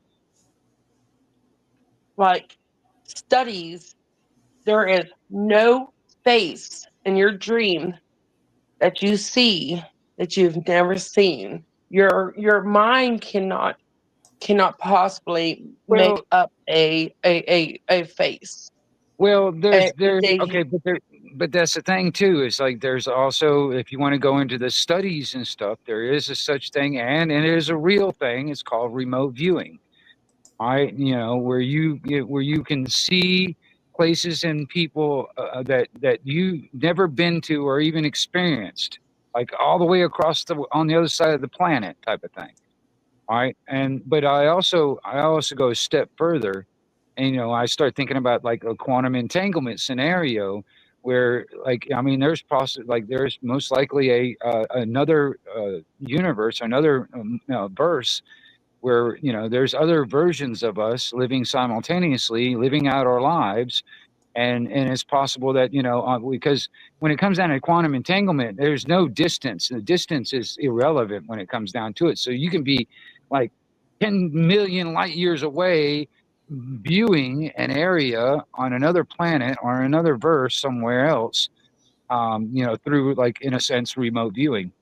And then on top of that, you start thinking about like the idea of like astroplaning, where you're like asleep, but you can like be float up above your body and seeing you sleeping there, and then you're like, or like visiting other people's dreams, what where if, you're like, but all these dreams are, why does it have to be such a fucking rabbit hole? Why couldn't it mm, even be something? I don't know. I Some of these rabbit holes fucking get me, and I'm not gonna lie. Some of these like rabbit holes, that's like, I don't know. I just yeah. don't know. Well, Um, that's the thing. It's like, I'm always interested in it, because I mean, I explore my own dreams and stuff like that. I explore that kind of thing because I mean, there's been times in some of mine where I feel like, you were talking about like I'm supposed to learn a lesson or whatever, whatever, whatever. I mean, there's things but that I'm ain't it saying, that well, I'm like, could that be a self conscious thing? Well, I mean, yeah, like in a sense, like wouldn't that be like a, what do I need to learn a lesson? right,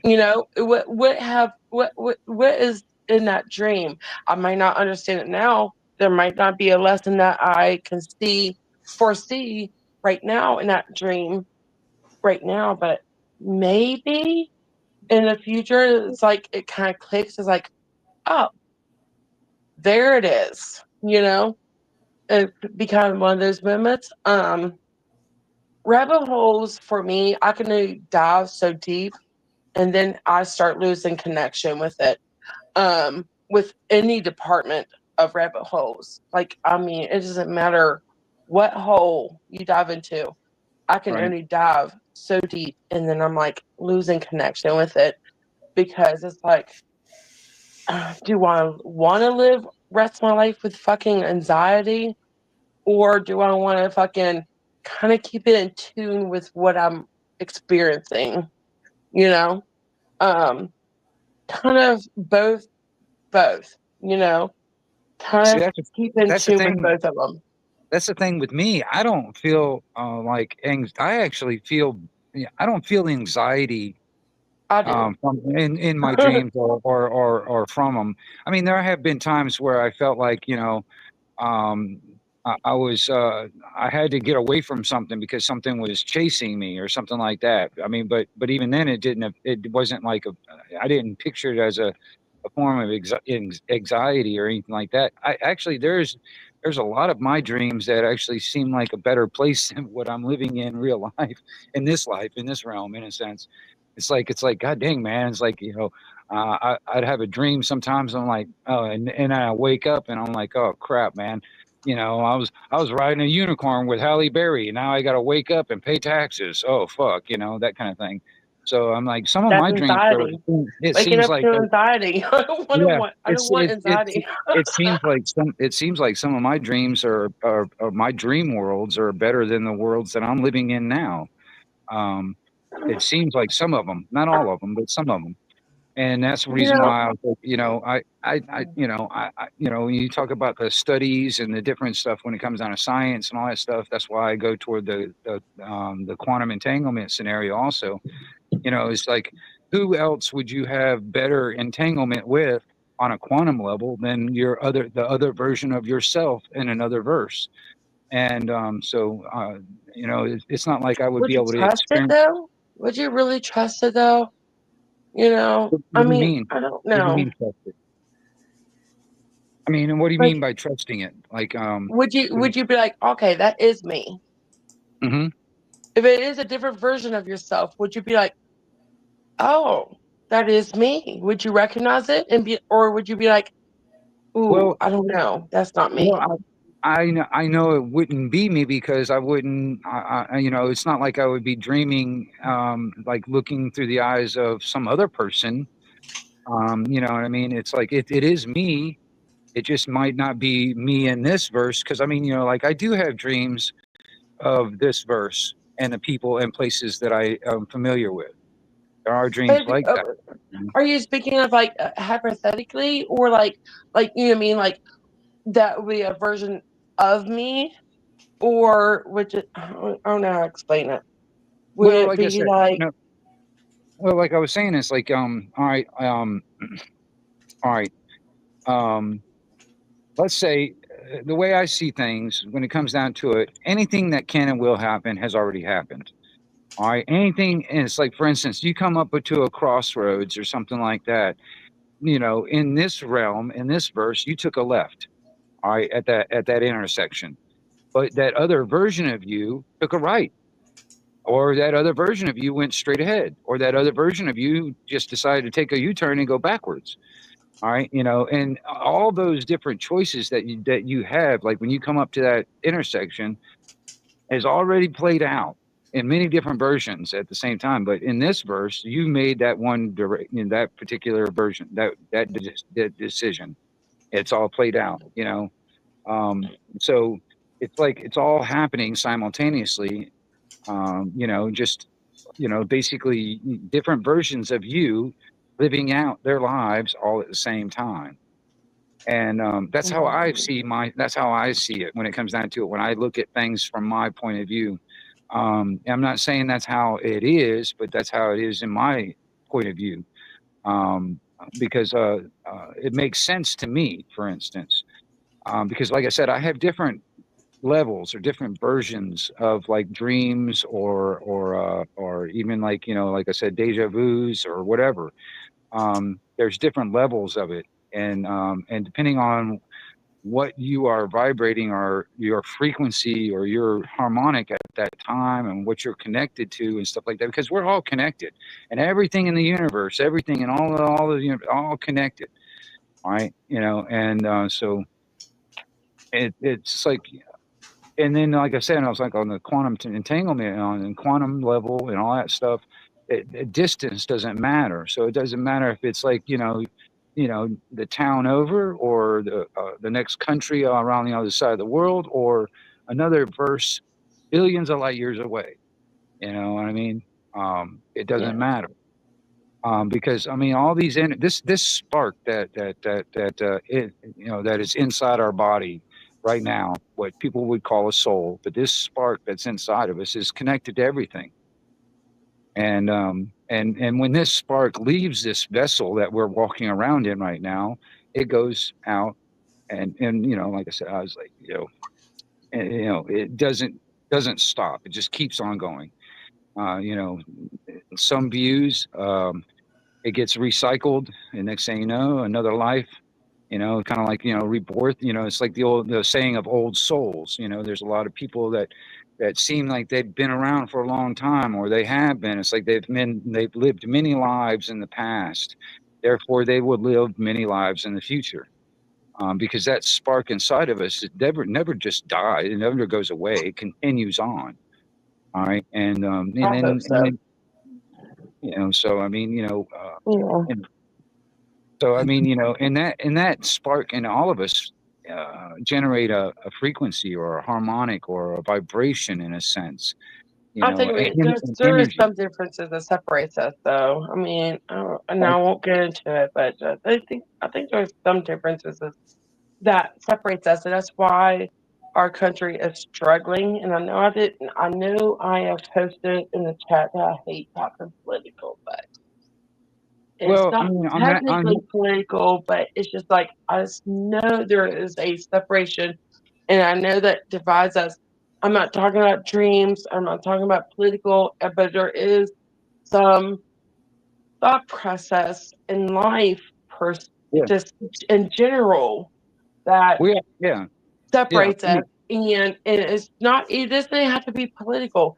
We can all be fighting for the same thing, but there is some things that we all expect out of life, and that we're shooting for, that has separated us all.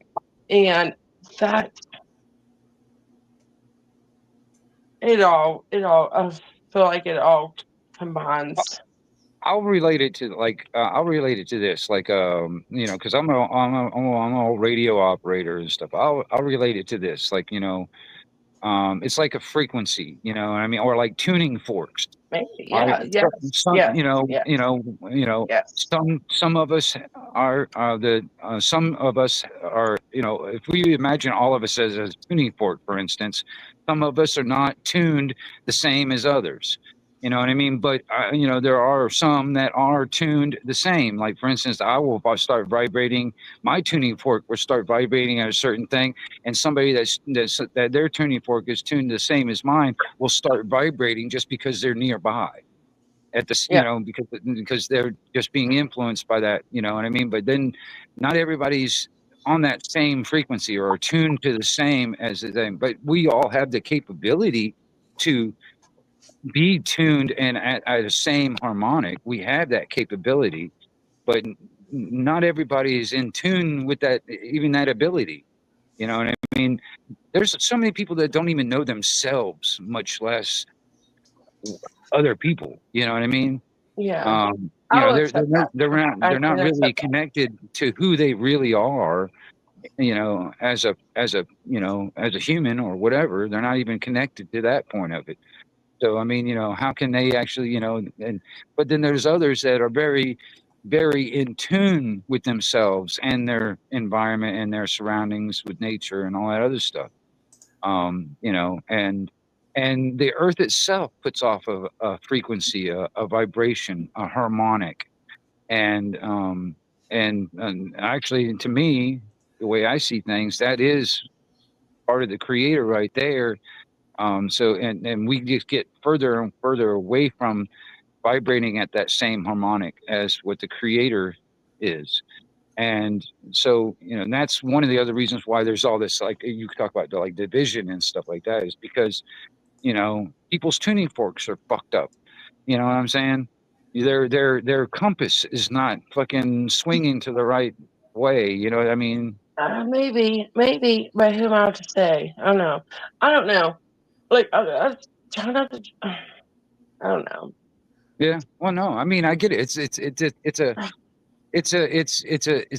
a broad spectrum on a lot of things because I mean, I can Yeah, just, it is. you know, Yeah, all, all I can do is assume on some levels, but from my observation, when it comes down to observing life itself, here's and the. the, you know, it brings me to a lot of the stuff that you know, a lot of the thought process where I come from, you Yeah, know. yeah. To me, if your Um, dream doesn't stay with you, it's not doing harm. This is just me. So when it comes, it comes. It goes, it goes. You know what I mean? Unless something's really bothering me, I don't examine it. You know, if it goes on and on and on, it's a problem. But it could not be. It could be a delightful little dream, right? Free from everything. It's fun. That's just me. Because here's the. if you look at Sigmund Freud and Carl Jung and all these so-called great minds of the human psychic, they got their own problems. Carl Jung and Sigmund Freud couldn't even agree. They became the greatest of enemies. Yet we often turn to those type of minds for an explanation of, you know what I mean? What's going on with us? You ever seen where you go to a psychiatrist or whatever, and you say this dream's bothering me, and you go through it, and you say, what does it mean? Psychiatrist is a fucking He says, what does it mean to you? Well, why do I go and pay you $700 an hour for you to tell me, ask me what it means to me? It's kind of like a poke at them. You know what I mean? The whole profession. That's Well, I don't see the point of going to psychiatrist anyway, man, because man, there's not one I don't psychiatrist. either. Yeah, there's not one psychiatrist that's ever Psychiatrists are just cured anybody. They're Yeah. just overpaid fucking friends. I mean, And seriously, they yeah. don't 'cause even I mean, really care. you can know? ask any psychiatrist. Have you ever cured anybody? Not one of them will tell them yes. No. no. Wait, who's in chat? Who's in chat? Is there anybody in chat right now? Yeah, there's Huckleberry, there's Tate, Backwoods came in. But come on up. Listen, I challenge any of you to come up here. And I'm thinking about going ahead and shutting this thing down to a backstage. And if anybody wants to come up on come back here. Did you say Backwoods and Huckleberry? Yeah, all Backwoods right. and I challenge you Huckleberry, both. Tate, 5 minutes. 5 minutes. Come back here. Indy might, she popped out. Indy She might might? come back. She might later when I have the backstage or whatever. Aw. Well, I don't know how long I got. It is what? 20 till 3. I'm on, I don't know, almost a half a 30 pack. I don't know. But I challenge you all to come back here and you all got a fucking channel, so I don't know what you all got to fucking beat. I don't got a channel. Come on. Come back here. But because I mean, I don't know, because I've been going for, it's now 3 hours now. You fucking get people back here. Reverse psychology. Yeah. But yeah, like I said, I think I'm going to go ahead and switch it to a backstage fucking speakeasy thing. So if anybody, I'm going to go ahead and put the link in now. Think about it. If anybody does want to come up, come on, Backwoods. Come on, Amir. Who else was back there? Tate. Come on, Tate. I don't know who all's left in there. It's like it says 7 in the chat. There's probably some lurkers in there. Oh, I love lurkers. I love lurkers because I'm a lurker myself.